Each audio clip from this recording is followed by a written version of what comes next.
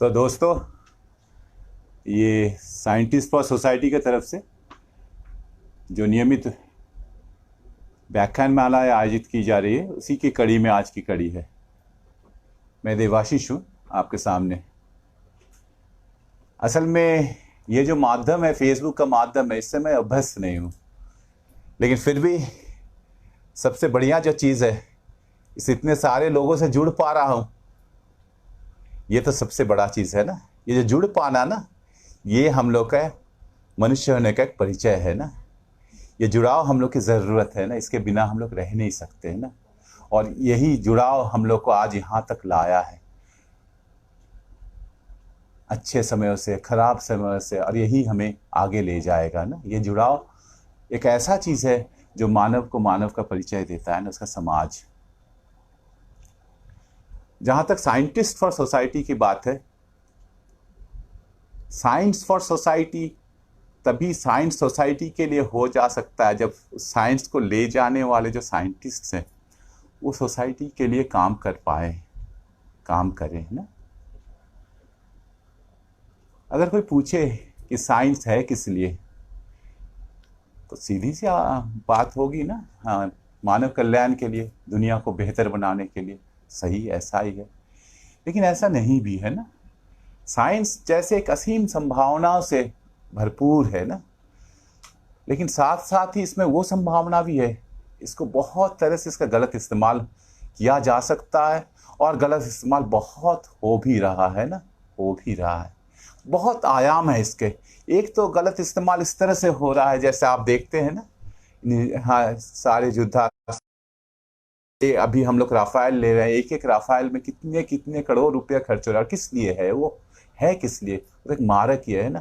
तो इंसान को मारने के लिए, इंसान को तरह तरह से उसका ज़िंदगी को बर्बाद कर देने के लिए साइंस को बहुत अच्छे से नियोजित किया जा रहा है ना, है ना। देखिए, एक तरफ है क्या, हम लोग चांद में पानी खोज ले रहे हैं, हाँ, मंगल में शायद बाद में जाने का बात सोच रहे हैं ना। ये भी तो खोज सकता था ना, इस दुनिया में, इस समाज में, इस देश में सभी को पीने का साफ पानी मिले। तो इसका माने साइंस अभी श्रृंखलित है ना, साइंटिस्ट लोग श्रृंखलित हैं। ये तो एक आयाम हुआ। दूसरा आयाम एक है साइंस का अपव्यवहार का, गलत इस्तेमाल का। वो क्या है कि हम लोग साइंस को व्यवहार करते इस समाज में, हाँ, इस दुनिया में जितने सारे अन्याय हैं उन लोगों को सही ठहराने के लिए बहुत सारे चीज़ों को, हमारे बातचीत में ये चीज़ आ जाएगा ना। एक बात साफ है, एक बात साफ है कि साइंस की जड़ें समाज में है, साइंस की जड़ें समाज में है। साइंस जो है, हम लोग ये कहते हैं आदमी समाज, आदमी जो है ना समाज का, वो साइंस करने के लिए पैदा हुआ है। अब ये बात एकदम निरपवाद रूप से सही है कि ये जो साइंस है, साइंस का बात करें, विज्ञान का बात करें या कला का बात करें ना, ये जो सामाजिक जो ऊर्जा संचित होता है ना, उसका अभिव्यक्ति है। ज्ञान के क्षेत्र में अगर बात करें तो साइंस है, विज्ञान है, और हमारे इच्छाओं के, हमारे रुचियों के, हाँ, हमारे पसंद नापसंद, हमारे मन के जगत के लिए जो है वो कला है। लेकिन दोनों ही ये एक सामाजिक संचित ऊर्जा का अभिव्यक्ति होता है ना। वो जितना निर्बंध होगा, वो जितने लोगों में फैलेगा, वो उतना सच्चे समाज के लिए काम कर पाएगा ना। हाँ? तो और ये जितने लोगों के पास जाएगा, उसकी जड़ें और मजबूत होंगी ना। दुनिया को जब हम लोग नहीं जानते थे, दुनिया रहस्यमयी थी, उस समय बहुत सारे चीज़ों से हम लोग आश्चर्य होते थे, अच्छा भी लगता था। सौंदर्य बोध, वो एक मानवीय गुण है ना, सौंदर्य बोध। वो जानवर में हो नहीं सकता है, क्यों नहीं हो सकता, उसके बातें हम लोग करेंगे, लेकिन वो एक मानवीय बोध है ना। लेकिन एक तो समझना ना, बृहस्पति देवताओं के गुरु हैं, इससे बृहस्पति के बारे में एक बहुत सारा एक डर, हाँ, एक श्रद्धा, बहुत सारा ये हो सकता है। लेकिन बृहस्पति एक विशाल ग्रह है जो और 100 गुना बड़ा होने से एक सूरज बन जाता है ना, ये समझ। हाँ, गैसीय एक पिंड है ना, वहाँ आप खड़े नहीं हो सकते, आप नीचे चले जाएंगे ना।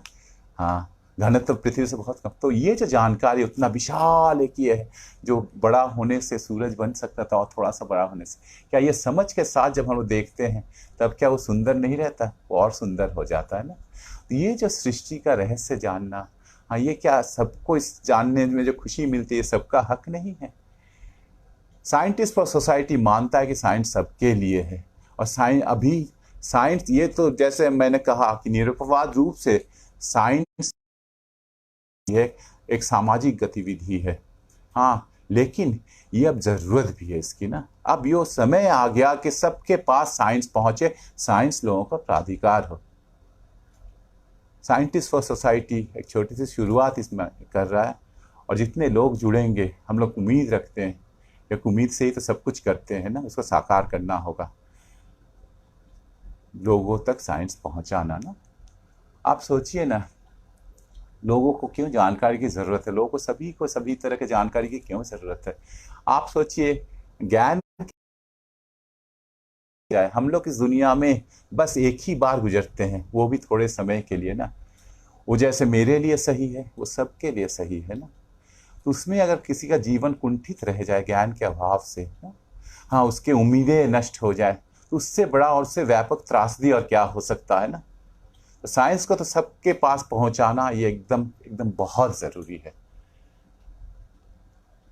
ये जो व्याख्यान मालाएं हैं, ये कड़ी में है। कभी कभी ये लग सकता है कि शायद इन कड़ियों में आपस में संबंध नहीं है, लेकिन संबंध है।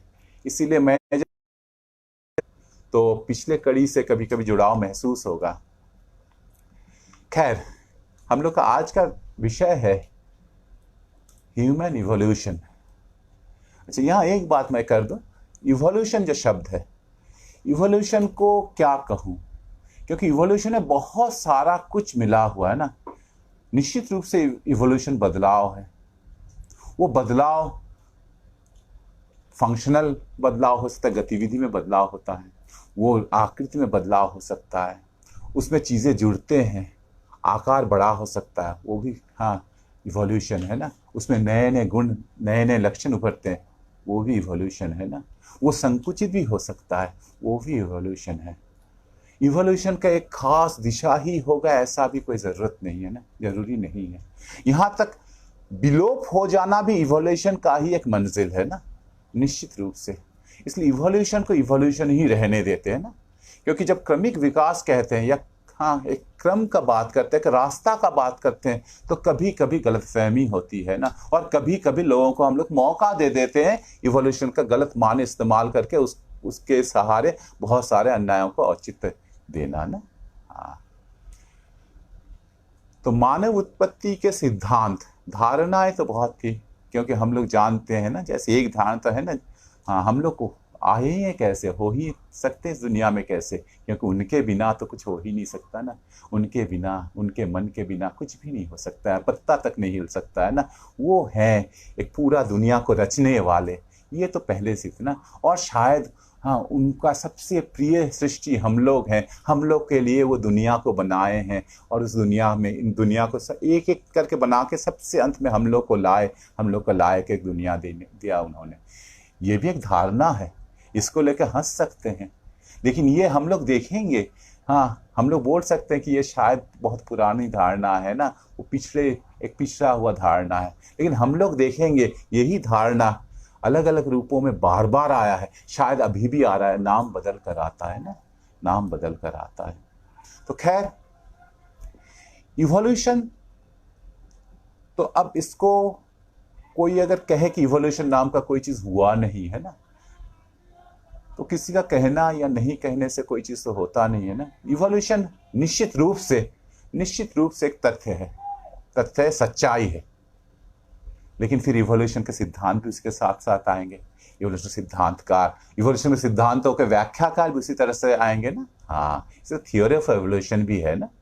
और हम लोग उस कड़ी में जो सबसे बड़ा नाम जिनका लेते हैं, वो तो चार्ल्स डार्विन का लेते हैं। खैर, चार्ल्स डार्विन का जब नाम लेते हैं तो उनके साथ साथ वालस का भी नाम लेना चाहिए। दोनों समसामयिक थे, एक ही समय के थे, लेकिन दोनों एक दूसरे से स्वतंत्र इसी निष्कर्ष पे पहुंचे ना। हाँ, natural selection, origin of species ना, प्राकृतिक चयन का सिद्धांत पर ना। हाँ, कोई प्रजाति का हाँ आविर्भाव कैसे होता है ना, प्रजातियां एक प्रजाति से दूसरे प्रजाति में बदलती कैसे है ना, यही जो जैविक जो इवोल्यूशन ना, हाँ लाइफ का जो इवोल्यूशन, वो कैसे होता है ना। लेकिन ये सिद्धांत तो मन में पैदा होती है ना, और कोई भी सिद्धांत, कोई भी धारणा जो पैदा होती है वो कपोल कल्पना नहीं होती है ना, आसमानी कल्पना नहीं होती है ना। हाँ, वो कोई अटकलबाजी नहीं होती है ना, उसके लिए मौजूद रहता है दुनिया में कुछ चीज़ें जिस पर आदमी अपना उस धारणा को बैठाता है और आगे सोचता है, कल्पना फिर उससे उस जमीन से उड़ान भरती है ना। आदमी जब इस दुनिया में आया, और हम लोग अगर आदमी यहाँ के सभ्यता का इतिहास को बोले तो इस दुनिया का इतिहास में वो एक पल के बराबर भी नहीं है ना। कुछ 10,000 साल, कुछ 1,000 साल सभ्यताओं का इतिहास है, या कुछ भी आप कहिए ना, ठीक है। लेकिन उस इतिहास में अगर हम नजर डालें और उसका भी पीछे चले जाए ना, तो आदमी का आना इस दुनिया के खास तरह से बदल दिया ना। आदमी दुनिया बदल दिया। वो आदमी को एक विशेष स्थान नहीं देता है। हर प्राणी, क्योंकि एक अनन्य, ये पारस्परिक क्रिया प्रतिक्रिया होता है ना। कोई भी प्राणी आता है तो प्रकृति में ही वो प्राणी आता है। प्राणी आने से ना प्राणी आया, एक उसका आना हुआ, फिर उसमें बदलाव हुआ। हर एक प्राणी का आने से प्रकृति में भी बदलाव होती है ना। ये इंटरैक्शन एक बहुत ज़रूरी चीज़ है ना, ये जो चीज़ है ना, दोनों में इंटरैक्शन। तो लेकिन मनुष्य का जो इंटरैक्शन है एक खास तरह का इंटरैक्शन है ना। मनुष्य बहुत सारा बदलाव ला दिया ना, कितने सारे, जैसे सोचिए ना, हाँ, जंगली कुत्ता है, उसको आदमी पालतू बनाया है ना। उस कुत्ता में कितने तरह का बदलाव आ गया ना, तरह तरह के कुत्ते, हाँ, जो हाँ शिकार करने में हमारा मदद करे, जो हमारे दोस्त के तरह हमारे साथ रहे। कुत्ता का ये जो स्वभाव में बदलाव, ऐसा कुत्ता तो पहले होता नहीं था। कुत्तों में ये स्वभाव के शुरू में ही ऐसा था नहीं, ऐसा नहीं रहा होगा ना। हाँ, आप खेत में जो फसल उगाए जाते हैं वो पहले तो जंगली प्रजाति के थे ना, सभी अलग तरह के थे ना। आदमी जब जानवर को पालतू बनाता है या कुछ बनाता है ना, तो कुछ भी उसका क्या पसंद है, क्या ज़रूरत है, वो तो अलग बात है ना। लेकिन जब वो पालतू बनाता है तो उसका किसी खास गुण के कारण, और वो चाहता है वो गुण उसमें हो, उसका प्रजनन के लिए वो सुविधाएं देता है, दूसरे तरह का गुण वाले को नेग्लेक्ट करता है। और धीरे धीरे क्या होता है, इन जानवरों को चूंकि एक संरक्षण मिलता है, इनका प्रजनन में एक संरक्षण मिलता है, तो उसकी पीढ़ियां आगे बढ़ पाती हैं। और कुछ बाद में हम लोग देखते हैं कि वो पीढ़ी फैल गई ना, दूसरी पीढ़ी हो सकता है विलुप्त भी हो जाए। तो आदमी एक तरह से चुनाव करता है ना। और ये चुनाव, इसको हम लोग प्राकृतिक चुनाव नहीं कहेंगे, इसको मानवीय चुनाव कह सकते हैं, या इसको कृत्रिम चुनाव कह सकते हैं ना। हाँ, ये कृत्रिम चुनाव का उदाहरण एकदम भरा पड़ा हुआ है ना। इसके लिए डार्विन की जरूरत नहीं थी। कोई भी लोग, जिसका भी जो भी पारखी आंख से इस दुनिया को देखना चाहता है वो देख सकता है। डार्विन भी देखे ना, और डार्विन ने जब देखा तब उन्हें लगा कि इस थोड़े से समय में जब आदमी चयन कर सकता है, खैर आदमी उस चयन में आदमी का कितना हस्तक्षेप है वो तो हम लोग कभी बात करेंगे। तो प्रकृति जिसको करोड़ों साल मिली है वो तो कर ही सकता है ना। और इसी तरह से प्राकृतिक चयन का सिद्धांत का जन्म हुआ ना। प्रकृति माने उसकी जो सृष्टिशीलता है, वो उसकी प्रचुरता का कोई ठिकाना नहीं है ना। कितने जीव, कितने पेड़ पौधे, कितने तरह के जीव प्रचुर मात्रा में, इतने ज्यादा संख्या में वो सृष्टि करती है, रचती है कि सारे, हाँ, जरूरत से ज्यादा आ जाते हैं ना। तो फिर प्रकृति को एक चुनाव का भी मौका मिलता है ना। एक चीज है जो प्राकृतिक चयन का एक जो सबसे मूल बात है वो है अनुकूलन। प्रकृति का कोई पीछे उसका अंतर्निहित उद्देश्य नहीं है कि उसको मानव के आने के लिए प्रतीक्षा कर रही थी ना। वो मानव के आने के लिए पलक पावड़े बिछाकर प्रतीक्षा नहीं कर रही थी ना। हाँ, और मानव और सब जानवरों में एक तरह से एक ही है, कोई भी जीव प्रतिकूल परिस्थिति में रह नहीं सकता है ना। हाँ, वो जब तक अनुकूलित नहीं हो जाता, अनुकूलन, एडेप्टेशन में, हाँ, तो वो बहुत दिनों तक यहाँ रह नहीं सकता है। और ये अनुकूलन बहुत हद तक होता है, कमोबेश होता है। हम कुछ प्राणी कुछ अधिक दूर तक सफल होते हैं, रहते हैं। बहुत सारे प्रजातियां विलुप्त हो गई हैं। अभी जितने सारे प्रजातियां अस्तित्वमान हैं उससे कहीं कहीं बहुत बहुत अधिक संख्यक प्रजातियां विलुप्त हो गई है ना। जीवाश्मों का अगर अध्ययन करते हैं तो हम लोग को ये पता चलता है कि ऐसे बहुत सारे प्राणी, वो कैसे थे, क्या थे, जीवाश्मों का अध्ययन से हम लोग पता लगाते हैं ना। एक किताब की तरह हमें बताती है, ये प्रकृति हमें बताती है कि क्या है नहीं है ना। तो हम लोग जानते हैं कि बहुत सारे प्राणियाँ थी जो विनष्ट हो गई ना। तो डार्विन के अनुसार वो इसलिए विनष्ट हुई, जो ये जो परिवेश है, हाँ, प्राकृतिक परिवेश है, वो बदलता है। वो अलग अलग इलाकों में अलग अलग है इस दुनिया में, और हर इलाका में भी जो परिवेश है वो समय के साथ बदलता है। इसलिए जहाँ तक अनुकूलन की प्रक्रिया है, वो कभी संपूर्ण तो हो ही नहीं सकता, क्योंकि परिवेश हमेशा बदलती है। तो इस बदलते परिवेश में, हाँ, कोई जीव तभी टिक सकता है जब उसके बदलते परिवेश में अनुकूलन के लिए उसमें भी वो बदलाव आए। तो जीव में लेकिन ये चीज है ना, हर एक जीव में एक वैविध्य है, वैविध्य है, हाँ, वैविध्य है। वो एक जीव में भी बहुत सारे, मेरे दो हाथ भी अलग हैं, मेरे मेरे अंदर भी, हाँ, जो जीन का संरचना उसमें बहुत वैविध्य है। मेरे प्रजाति के जो सारे और लोग हैं, उनका जीनों में वैविध्य है, और वो बदलते हैं। कुछ आकस्मिक परिवर्तन होते हैं ना, बाहर से बहुत सारे विकिरणें आ रही हैं ना, कॉस्मिक किरणें कह सकते हैं, और कुछ कैसे, और बहुत सारे कारण हैं जिसमें क्या होता है, हमारे जीन में कोई आकस्मिक परिवर्तन आ जाता है ना। और हम लोग जानते हैं वंशानुक्रम एक चीज होती है ना, वो जीन उसी को एकदम हूबहू ऐसा करके अगले पीढ़ी में वो भेज देती है ना, उसका प्रतिलिपि बनती है, अगले पीढ़ी में हाँ चली जाती है, संचारित हो जाती है। तो वो गुण अगली पीढ़ी में जाते जाते तो संचित हो जाती है ना। तो ये जो आकस्मिक परिवर्तन है, इसमें किसी का हाथ नहीं है, ये कोई दिशा में नहीं जाता, ये रैंडम है ना। हाँ, ये किसी भी तरह का हो सकता है।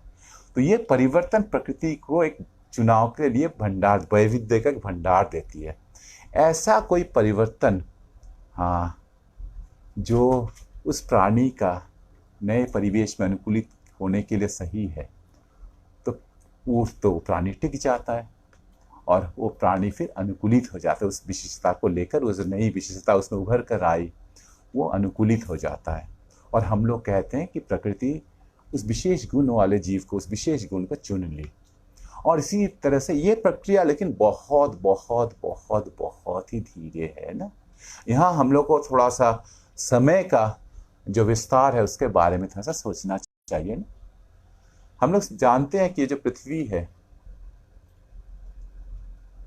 सूरज के लगभग साथ ही साथ थोड़ा सा इधर उधर पैदा हुआ होगा। हम लोग जो अंदाज़ा लगाते हैं, हाँ, ये 450 करोड़ और 500 करोड़ साल पुरानी हो सकती, उसी के बीच में कुछ होगी ना। लेकिन इस पृथ्वी में इसके 450 करोड़ साल की ज़िंदगी या 500 करोड़ साल की ज़िंदगी के अधिकांश हिस्सा हम लोग अगर इसको मान लीजिए 450 करोड़ की या आयु वाली पृथ्वी को हम लोग माने, तो उसके लगभग 400 करोड़ साल पृथ्वी जीवन के लिए अनुकूल थी ही नहीं ना। बहुत गर्म थी, मौसम में बहुत गजब की थी, आंधी तूफान होता रहता था ना जीव के लिए। और उस समय अगर कोई बाहर से कोई देखता भी, शायद वो कभी सोच भी नहीं पाता इसमें जीवन की उत्पत्ति भी हो भी सकती थी ना। लेकिन जीवन आया ना, आज से 50 करोड़ साल पहले लगभग। हम लोग उसको उतना, मैं वैसा कोई विशेषज्ञ नहीं हूँ कि उस तरह से कहूँ, लेकिन लगभग 50 करोड़ साल पहले जीवन की उत्पत्ति हुई ना, एकदम प्रारंभिक जीवन ना। जब ऐसा, और हम लोग जब इस प्रारंभिक जीवन के साथ डार्विन का इवोल्यूशन का थियोरी को देखें, डार्विन खुद ही कहते हैं कि सोचो जरा सा ना, हाँ, ये जो सारी अभी ये पृथ्वी प्राणों से भरपूर है, विविध प्राणों से, तरह तरह के असीम सौंदर्य प्राणियों का ना, ये कभी एक आदिम कण होगा ना, जिसमें सबसे पहले प्राणों को फूंका गया ना, और वो फिर बदलता गया और फैलता गया, और तरह तरह के नए नए प्राणों का उद्भव हुआ। पृथ्वी उस समय तक, हाँ, अपने उस 400 करोड़ साल में 400 करोड़ बार सूरज के चारों तरफ वही नियम के अनुसार, गुरुत्वाकर्षण के नियम के अनुसार चक्कर काटती रही ना। और इधर सोचो, वो तुच्छ एक प्राण का कण, बहुत तुच्छ वो कण, उसमें हम लोग शायद प्राण को भी पहचान भी नहीं पाए। उसी से ही आज का जो ये सारा पृथ्वी है, प्राणों से भरपूर पृथ्वी, जो शायद हाँ आसपास में बहुत दूर दूर तक ऐसा ग्रह नहीं मिलेगा ना, वो आज ऐसा बन गया ना। तो एक अद्भुत ये प्राणों का ये जो धारणा है ना, ये अद्भुत गरिमा लिए हुए है ना, बहुत सुंदर है ना। तो ये चीज़ है प्राकृतिक चयन। तो प्राकृतिक चयन में प्रकृति चुनती है उन वैविध्यों से ना। वो वैविध्य जैसे मैंने कहा वो आकस्मिक परिवर्तनों के कारण होती है और वो धीरे धीरे संचारित होती है। तो मैं जो समय का बात कर रहा था, ये परिवर्तन होने में लाखों साल लगते हैं, करोड़ों साल भी लग सकते हैं ना। तो जहाँ तक मानव इतिहास का बात है, हम लोग जब से होश संभाले उस समय की बात है, या मानव सभ्यता का अगर बात करें, ये जो 10,000 साल बाद ना, 10,000 साल का या ऐसा का, तो 10,000 साल वो बहुत छोटा सा एक पल है। उसमें हम लोग इवोल्यूशनरी चेंजेस नहीं देख पाते हैं, नया प्रजाति आके उद्भव हुआ उसका वो नहीं देख पाते हैं ना, नहीं देख पाते हैं ना। इस समय का ख्याल रखना, इस समय का पैमाने का ख्याल रखना बहुत ज़रूरी, बहुत बहुत ज़रूरी है। नहीं तो हम लोग को बहुत सारे गलतियों से हम लोग हाँ गलतियां कर सकते हैं, बहुत सारा गलतफहमी पैदा हो सकता है और बहुत समय ये गलतफहमियों को जानबूझकर लोगों के मन में डाल दिया जाता है ना। तो समय का अंदाज़ा ना, क्योंकि हम लोग कहते हैं कि पहले हम लोग बानर थे ना, नर और बानर एक ही प्रजाति के थे, एक ही क्रम में थे, एक ही जैव क्रम में थे, प्राइमेट्स में थे ना। फिर बानर से नर अलग हो गया ना, और वो नर, तो ये जो बानर से नर हुआ ना, तो बहुत लोग प्रश्न करते हैं कि बानर से जब नर हुआ तो अभी भी बानर रह गए कैसे, वो बानर अभी भी बानर ही क्यों रह गए, वो बानर भी तो फिर नर हो सकते हैं, वो क्यों नर नहीं हुए। तो हम लोग शायद आगे जाने, इसमें ये एक बहुत बड़ी बात है। एक बात ये भी है, समय, ये जो समय है ना, खैर हम लोग और आगे थोड़ा सा बढ़े ना, तो डार्विन अपने सिद्धांत, डार्विन और वॉलेस अपने सिद्धांत जो लाए वो लगभग 1859 में। लेकिन ऐसा नहीं कि डार्विन को अचानक ये ख्याल आया ना। हम लोग जानते हैं डार्विन अभियान में गए थे ना, गैलापागोस ये में, और बहुत सारे ऑस्ट्रेलिया का इसमें भी गए, बहुत सारे जगह गए ना। और ये आपको 2 दशक या उससे भी अधिक समय तक डार्विन का ये चला। डार्विन जिसमें जा रहे थे उस समय ये जो क्रिएशनिस्ट धारणा वो लोगों के मन में, प्लेटो उसके लिए हाँ हम लोग उसको प्लेटोनिक धारणा भी कहते हैं ना, हाँ कि कोई एक सभी कुछ को रचने वाला है ना। और ये मानव का आना एक पूर्व निर्धारित घटना, मानव को तो आना ही था। तो डार्विन भी इसका शिकार थे। लेकिन डार्विन को ये समझ अंत तक आ गया कि ऐसा नहीं है, मानव का यहाँ आना एक संयोग है ना, जिसको हम लोग होमो सैपियंस प्रजाति का कहते हैं, उसका आना एक संयोग था। लेकिन डार्विन के साथ जो थे वॉलेस, वो उस पुराने धारणा से ही इसकी बात को हम लोग करेंगे ना कि कोई एक होना चाहिए, कोई एक पहले से डिज़ाइन किया हुआ है, इसका आने का पहले से तय था ये ना। वॉलेस इसी धारणा में रह गए, जबकि वो भी प्राकृतिक चयन का सिद्धांत लाए। तो हम लोग यहाँ जब साइंस का बात करते तो साइंटिस्ट का बात करें, और साइंटिस्ट कोई अलग थलग दुनिया से कटा हुआ नहीं होता है मनुष्य। उसी समाज में उस समय के समाज का, उस समय का जो धारणा है, उस समय के जो भी चीज़ें हैं, दर्शन है, उस पर भी उसका प्रभाव उस पर भी रहता ही है। तो खैर उस बारे में हम लोग आगे जाएंगे। लेकिन यहाँ केवल डार्विन का बात करने से, क्योंकि डार्विन का 1856 के बाद, 1859 के बाद हम समझते हैं कि और 160 साल बीत गए ना। और 160 साल बाद, और ये हम लोग समझ ही सकते हैं कि डार्विन के समय सब कुछ तो पता नहीं चला था ना। इसलिए डार्विन का जो सिद्धांत है ना, उस सिद्धांत में और बहुत सारे फेरबदल हुए, हम लोग को नया नया चीज़ पता चल गया। फेरबदल हुआ के माने हम गलत कह रहे हैं, फेरबदल कहना नहीं चाहिए। प्राकृतिक चयन तो एक स्थापित सच्चाई है, लेकिन केवल प्राकृतिक चयन ही इवोल्यूशन के सारा कुछ को नहीं बता पाता है। इस कड़ी में बहुत सारे और भी नाम आते हैं ना, जैसे मैं कुछ नामों को पढ़ रहा हूं।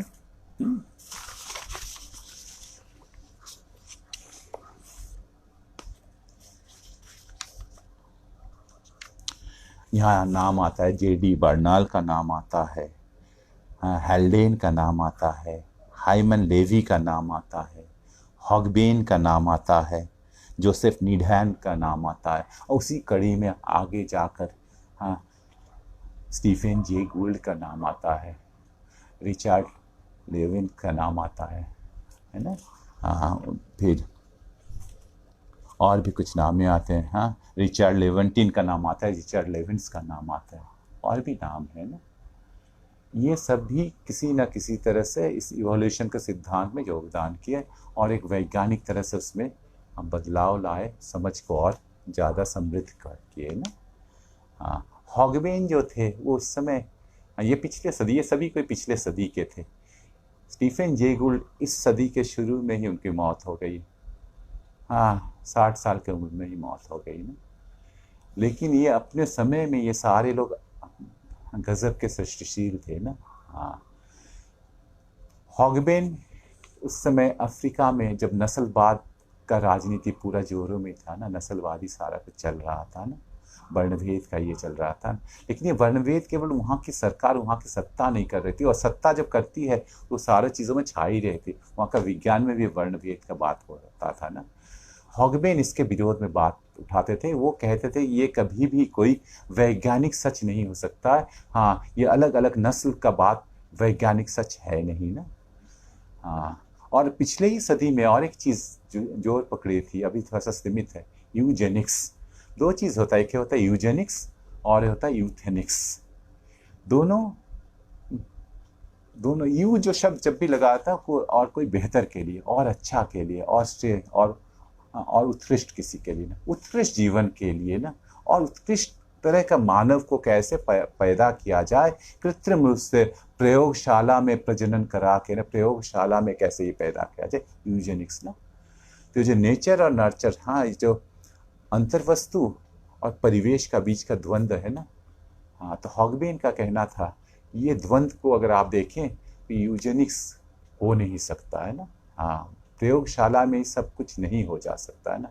परिवेश का और मनुष्य का जो सामाजिक ये है उससे कटकर आप कुछ अलग से कर नहीं सकते। हॉगबेन ने ये आवाज़ उठाई। यूथेनिक्स, लेकिन यूथेनिक्स इतना बड़ा चीज़ नहीं सोचता, वो सोचता है कि आदमी उसका जो ज़िंदगी है, उसकी ज़िंदगी को और थोड़ा सा परिवेश में बदलाव लाके उसका ज़िंदगी में, उसकी गतिविधियों में और कैसे उसका उन्नति कैसे करे, उसको और उन्नत कैसे किया जाए। तो खैर हॉगबेन, लेवी का ख्याल कर, लेवी का मानना था, वो मैथमेटिशियन थे ना। हाँ वो ये दिखाते थे कि कोई भी जीवन, चाहे पौधे हो, पेड़ पौधे हो, कोई भी जीवन, वो कैसे प्रकृति के साथ उसके इंटरेक्शन के कारण बदलाव आता है। वो भी बदलाव, उसमें भी बदलाव आता है, प्रकृति में भी बदलाव आता है। ये दोनों बदलाव साथ साथ होते हैं। ये जो आपसी द्वंद्व, ये एक बहुत बड़ा चीज़ है ना, ये बहुत बड़ा चीज़ है ना। ये द्वंद्व को हम लोग कभी, ये दो तरफ, दोनों, इसमें आप किसी को ज़्यादा किसी को कम करके नहीं आ, क्योंकि ये दोनों का बीच का ये है ना। अनुकूलन की भी जो प्रक्रिया है, अनुकूलन कोई प्रकृति अपने से नहीं तय करती है, यह प्रकृति और उस जीव के बीच का अन्योन्य क्रिया है, और वो हर एक स्तर में होता है ना। तो लेवी ने ये दिखाया, जी.डी. बार्नाल, हेल्डेन और ओपरिन, हाँ इस तरह से दिखाए कैसे से, है ना, जिनमें प्राण नहीं है, वैसे अणुओं से, ऐसे कणों से कैसे प्राण की सृष्टि हुई ना, और कैसे वो आने से कैसे बदलाव आया, और जो प्राणी आया तो वो ऐसे परिस्थिति को बदल दिया जिस परिस्थिति में वो पैदा हुआ था। तो फिर से वो जो अन्योन्य क्रिया की बात हो रही है ना। और इसी कड़ी में आगे आते हैं स्टीफन जे गोल्ड, रिचर्ड लेवेंटिन, हाँ रिचर्ड लेविन्स, ये लोग आते हैं, उनकी बातें फिर मैं आगे करूँगा ना। तो प्राकृतिक चयन को लेकर हम लोग चलेंगे और हम लोग देखेंगे कि प्राकृतिक चयन से हम लोग इवोल्यूशन के बारे में हाँ क्या क्या समझ सकते हैं, कैसे अभी जो पृथ्वी का जीवन का वैविध्य है और इसकी जो गति है उसको हम लोग, इसके प्रकृति को कैसे जान सकते हैं। खास करके मानव का ये यात्रा है, मानव का जो इवोल्यूशन का यात्रा है उसको समझने में ये कैसे मदद करता है और इसकी सीमितताएं क्या क्या है ना। हाँ तो लगभग आज से 20 करोड़ साल पहले, 20 करोड़ साल पहले वो दुनिया जो थी ना, उस समय दुनिया में हम लोग तो निश्चित रूप से नहीं थे, हम लोग तो बहुत बाद के थे ना। लेकिन उस समय स्तन्यपायी जीव आ गई थी, और स्तन्यपायी जीवों से जो पहले जो जीव आए थे, सरीसृप, हाँ रेप्टाइल्स, साथ साथ इस दुनिया में ये लोग बहुत दिनों तक रहे ना, करीब करीब ये लोग क्या कहा जाए 10 करोड़ साल लगभग साथ साथ रहे ये लोग, सरीसृप और ये लोग ना साथ साथ। और वो जो समय था ना, उस समय को अगर देखा जाए, उस समय जो स्तनपायी जो जीव थे, जो हमारे पूर्वज कह सकते, जिससे हम लोग आए थे, और इन सरीसृप डायनासोर्स जो थे, उस समय डायनासोर्स का जमाना था ना, विशाल काय ना, हाँ हिंस्र, उसके सामने हम लोग का क्या बिसात ना। वो पूरा दुनिया में, दुनिया का इस प्रकृति का हर जर्रे में, हाँ उड़ने वाले, हाँ ये डायनासोर, तैरने वाले डायनासोर, पृथ्वी में चलने वाले डायनासोर, विशाल काय ना, कई मंजिला ऊंचा ना, उसमें ऐसे भी डायनासोर्स रहे होंगे जो बहुत क्षिप्र होंगे, जो 2 पैरों पर खड़े हो सकते हैं, जिनका सामने का दोनों पैर छोटा है, उससे पकड़ सकते हैं हाथों के तरह, हाथों से पकड़ सकते हैं। और वो हो सकता है उस समय हम लोग का जो स्तनपायी पूर्वज थे, जो छोटे छोटे थे, उन लोग को वो लोग भोजन के रूप में भी व्यवहार किए। तो हम लोग का बहुत खतरा था उस समय, हम लोग माने हम लोग का पूर्वजों का। और अगर उस समय जो स्तनपायी थे और उस समय जो रेप्टाइल्स थे, अगर कोई कहा जाए कि कौन ज़्यादा विकसित था, तो निश्चित रूप से, निर्विवाद रूप से डायनासोर हमसे कहीं अधिक विकसित थे ना। अगर चयन का बात होता, प्रकृति उन लोग को ही उस समय चुन के रखी थी ना, बेहतर रूप से चुन के रखी थी। स्तनपाइयों का जीवन उसमें खतरों से भरपूर था ना, बहुत छोटे छोटे थे, आप कह सकते हैं छोटे छोटे चूहों की तरह, पेड़ में चढ़ सकते थे चूहे छुछुंदर की तरह। उस समय का उस स्तनपाई को देखकर कोई कह ही नहीं सकता था उससे हम लोग का तरह कोई जीव बाद में कभी आ भी सकता है ना। लेकिन यहाँ एक चीज हुआ जो फिर केवल प्राकृतिक चयन का सिद्धांत के साथ और कुछ चीज को जोड़ता है, वो है संयोग, आकस्मिकता। बहुत सारे आकस्मिकता इस प्रकृति में होती हैं जिस पर कोई हाथ नहीं है। उसमें एक बहुत गजब का विपर्जय आया ना। ठीक क्या हुआ, ये लगभग 6.5 करोड़ साल पहले की बात है ना, 6.5 करोड़ साल पहले की बात है, 65 मिलियन ईयर्स के पहले की बात है। उस समय कुछ एक बहुत भीषण कुछ हुआ होगा ना। अब वो हम लोग नहीं जानते कि वो विशाल उल्का पिंड आकर पृथ्वी से टकरा गया कि नहीं। हम लोग ये नहीं जानते हैं कि कोई बहुत बड़ा सुपरनोवा का विस्फोट हुआ था कि नहीं आसपास माने कोई मान लीजिए कि 20-30 प्रकाश वर्ष दूर ऐसा कुछ हुआ भी होगा।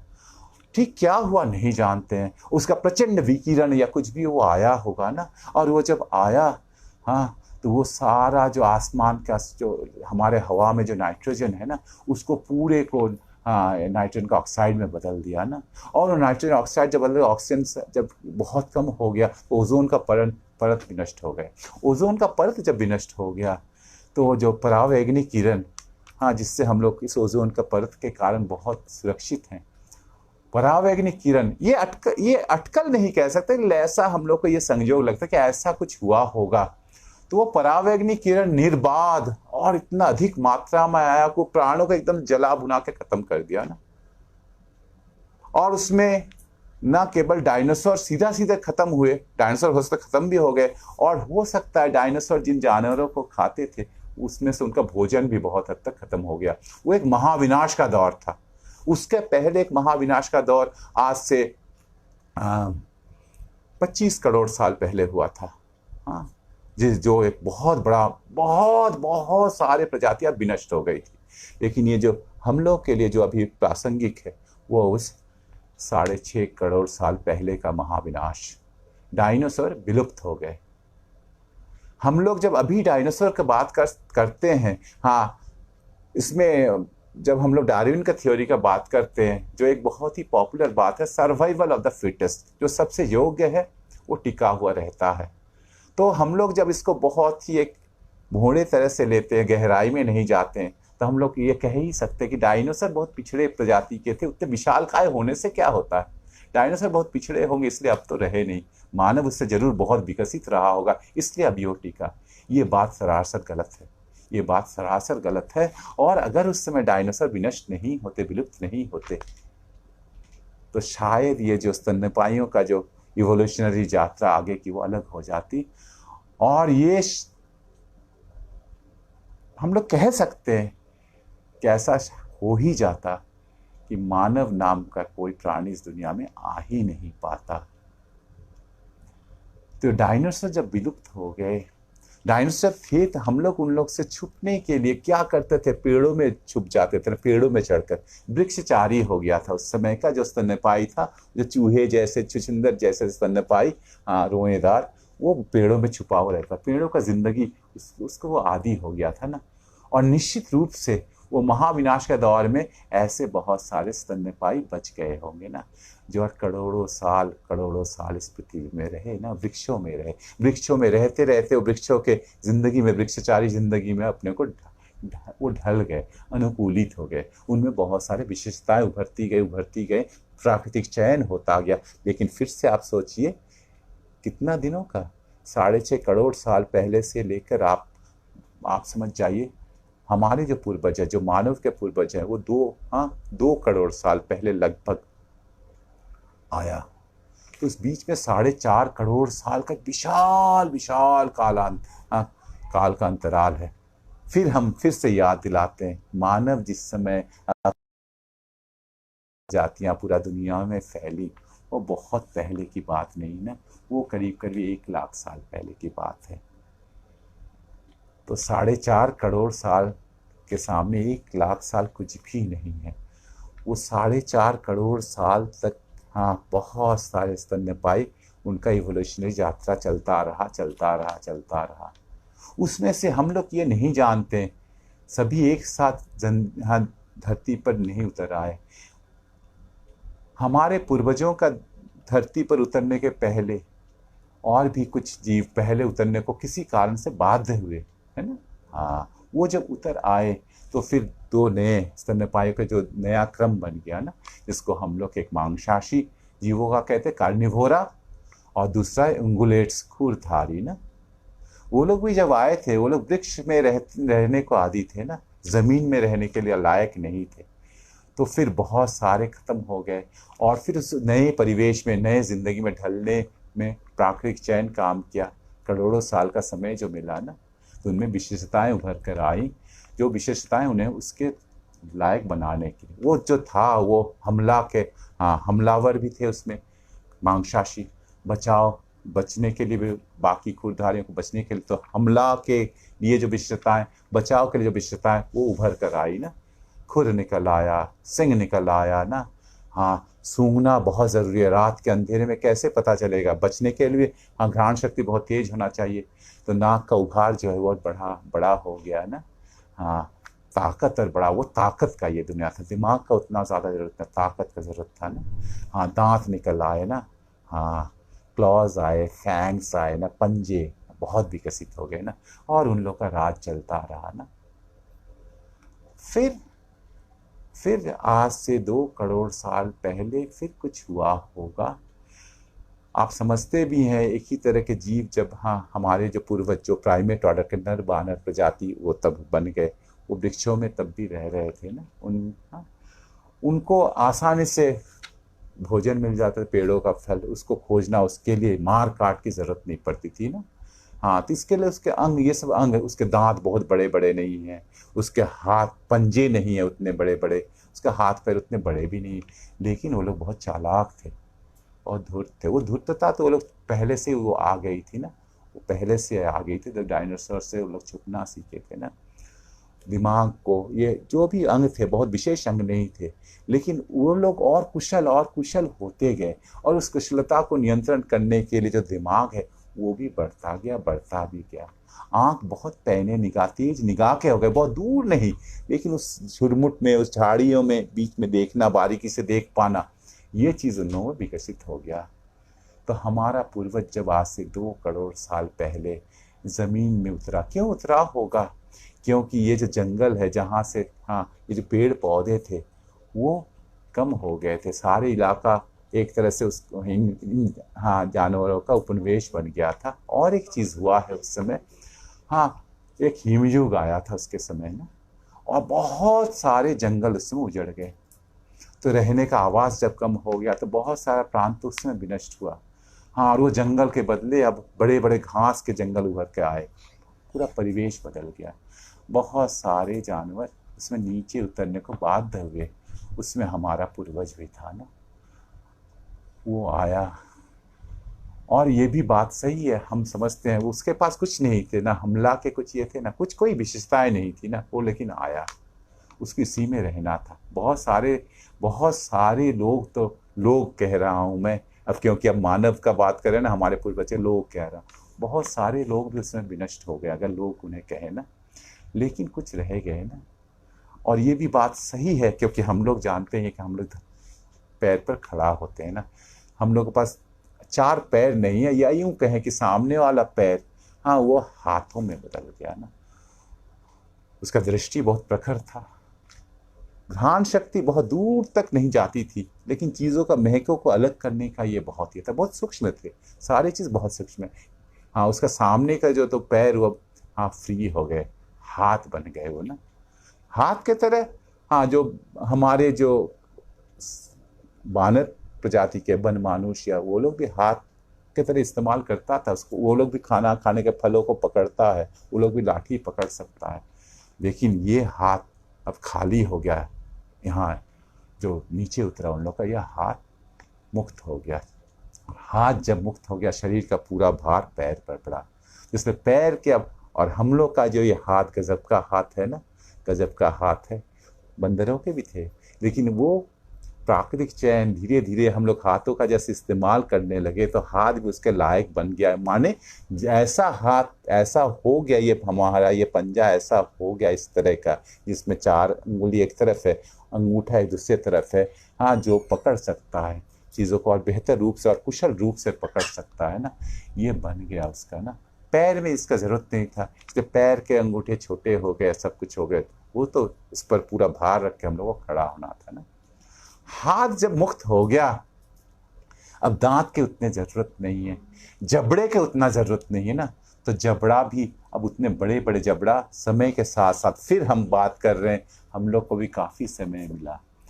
2 करोड़ साल पहले लगभग अगर हम, हाँ, तो उसके बाद हम लोग फिर फैले हैं, होमोसैपियंस प्रजाति फैला है 1 लाख साल पहले ना, है ना। हाँ, अफ्रीका से सब कुछ फैला है। अफ्रीका में ये प्रजाति कुछ 2.5 लाख साल 2.5 लाख साल पहले वहाँ थी, और 1 लाख साल पहले वहाँ से निकली है। तो ये जो हमारे पूर्वजों को भी, उसको भी इवोल्यूशन के यात्रा में बहुत समय मिला, बदलाव आया। तो हाथ जब मुक्त हुआ ना, तो दांत के बहुत सारे काम अब हाथ से हो जा रहे हैं ना, पकड़ने का काम, फाड़ने का काम, नोचने का काम, ये सब हाथ कर रहा है जो दांत कर रहा था ना। जबड़े, और हमारे पास एक दिमाग था, ये गजब चीज था ना, एक विकसित दिमाग था, विकसित दिमाग था, हाथ था, उन हाथों को चलाने के लिए, नियंत्रित करने के विकसित दिमाग था। तो दोनों ही आस्था से दोनों का विकास होता गया, और आगे आगे आगे और बेहतर दोनों ही और बेहतर हो गए ना। हाँ, तो यहाँ थोड़ा सा हम लोग इस दिमाग का बारे में बात कर लेना। जीवों का इवोल्यूशनरी यात्रा के साथ इस दिमाग का भी, ये जो अंश है शरीर का, उसका भी एक यात्रा हुआ ना, इवोल्यूशनरी यात्रा उसका भी हुआ ना, वो भी करोड़ों साल का उसका यात्रा हुआ ना, सबसे प्राचीन। और वो दिमाग का जो इवोल्यूशन हुआ, वो एक तरह से भीतर से बाहर की तरफ, भीतर से बाहर की तरफ, भीतर से बाहर की तरफ, माने सबसे आदिम जो दिमाग है वो सबसे अंदर है, वो डंठल की तरह है ना। सबसे जो जीवन के जो मूल प्रक्रियाएं हैं जीवित रखने के लिए, जैसे दिल का धड़कन चलता रहे, सांस ले पाए, एकदम एकदम सबसे बुनियादी जो जीवन के ये है, वो इस डंठल से हो रहा है ना, वो हम सब में है, सबसे प्राचीन है ना। उसके बाद आया करोड़ों साल बाद, हाँ, हाँ, ये फिर उसका ऊपर चढ़ गया ना, जिसको हम लोग कह सकते हैं सरीसृप तंत्र का दिमाग ना, आर कॉम्प्लेक्स, रेप्टाइल कॉम्प्लेक्स ना। हाँ, रेप्टाइल कॉम्प्लेक्स जब आया तो क्या उस दिमाग के, क्या वो किस किस काम के लिए था। हाँ, आप समझते हैं मगरमच्छ तो अभी भी है ना, भले डायनासोर्स नहीं है, लेकिन बहुत सारे सरीसृप अभी भी है। मगरमच्छ तो देखते ही है ना, आक्रामकता ना, हमला करने का ये जो बोध ना। हाँ, रोज कुछ खास तरह से जीने की आदत से कुछ चीजें चलते रही, आदत, जो आदत से हम लोग जो भी काम करते हैं, वो आदत का ये उसमें ढलना, एक क्षेत्राधिकार का बोध है ना। हाँ, झुंड का, ये झुंड में जब मगरमच्छ रहते हैं तो उनमें भी पदानुक्रम रहती है ना, ये सब चीज हाँ ब्रेन का उस आर कॉम्प्लेक्स में आया। उसके भी और बहुत बाद जब स्तन्यपायी आए तो स्तन्यपायी में और एक चीज लिम्बिक सिस्टम कहते हैं, वो फिर उसमें उसका ऊपर आ गया ना। ये लिम्बिक सिस्टम, स्तन्यपायी आप समझते हैं माँ दूध पिलाने वाली ना, तो ये सारे अनुभूतियों का स्नेह प्यार, बच्चे का लालन पालन के लिए उसका प्रति जो एक कॉन्सर्न है, ये सभी चीज़ें हाँ ये वो लिम्बिक सिस्टम में वहाँ से तय होता है ना। हमारे जो मिजाज हैं, हमारे जो अनुभूतियाँ हैं, इमोशंस हैं, वो इस लिम्बिक सिस्टम में है ना। उसके बाद जब हमारी प्रजाति जब आई तब तक दिमाग में और एक परत चढ़ने लगा ना, जो हमें इंसानों में इंसान का परिचय दिया ना, वो है सेरिब्रल कॉर्टेक्स। सेरिब्रल कॉर्टेक्स ऊपर से ढक के सारे को ऊपर के आवरण के रूप में, लेकिन ये केवल आवरण मात्र नहीं, अगर आकार का बात किया जाए यह दिमाग का 2/3 अंश ये पूरा ढका हुआ है ना, है ना। ये वो जगह है जहाँ सब कुछ हाँ जो इंसान का जो परिचय है वो परिचय यहीं से पैदा होता है। मैं थोड़ा सा कुछ चीज़ें रेफर करके आपको कह रहा हूँ।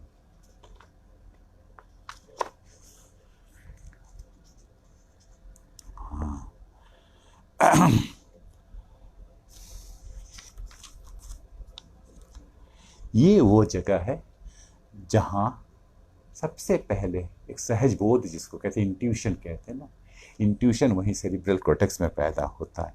लेकिन केवल सहज बोध नहीं, ये वो जगह है जहाँ हम लोग एक बहुत सोच विचार के साथ, सोच समझ के साथ चीज़ों का विश्लेषण कर सकते हैं, क्रिटिकली चीज़ों का एनालाइज कर सकते हैं ना। हाँ, यही है वो जगह जहाँ आइडिया, तरह तरह की धारणाएं जन्म लेती हैं ना। यही वो जगह है जहाँ प्रेरणाएं जन्म लेती हैं ना। यही वो जगह है जो बाद में विकसित होके हम लोग को लिखने लायक बनाया, हम लोग को पढ़ने लायक बनाया, यही हाथों को सबसे अच्छे से चलाने लायक बनाया, बोलने का ये सभी कुछ यही यहाँ से ही आता है ना।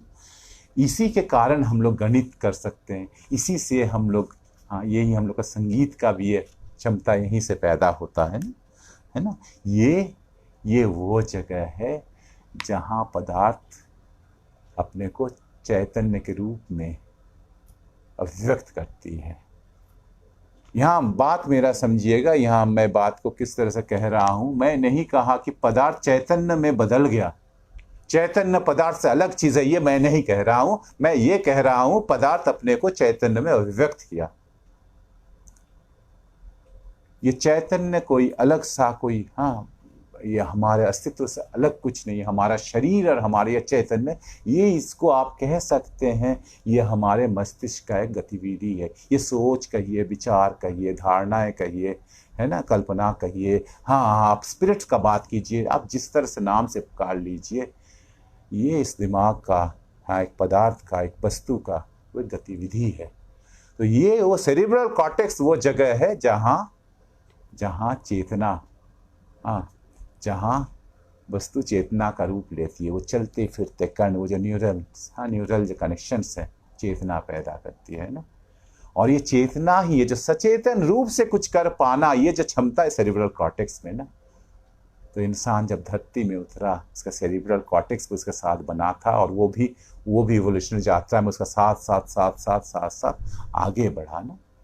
तब उसके पास एक बहुत अच्छा दिमाग था। और ये जो दिमाग है, ये जो सेरिब्रल कॉर्टेक्स है, इस सेरिब्रल कॉर्टेक्स में बहुत सारे घाटियां हैं, उतार चढ़ाव हैं, बहुत ये गजब का ना। ये जो आप देखेंगे ना, इसमें आप अचरज कर सकते हैं, बहुत विस्मित हो सकते हैं हम लोग ना, अप्रिशिएट कर सकते हैं ना, अमेज्ड हो सकते हैं। हाँ, खोपड़ी, यही तो खोपड़ी का साइज है ना।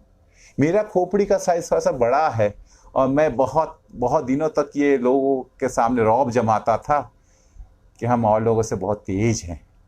तो ये धारणा भी सच है, कितना दूर तक गलत है, ये बात भी हम लोग अभी करेंगे ना।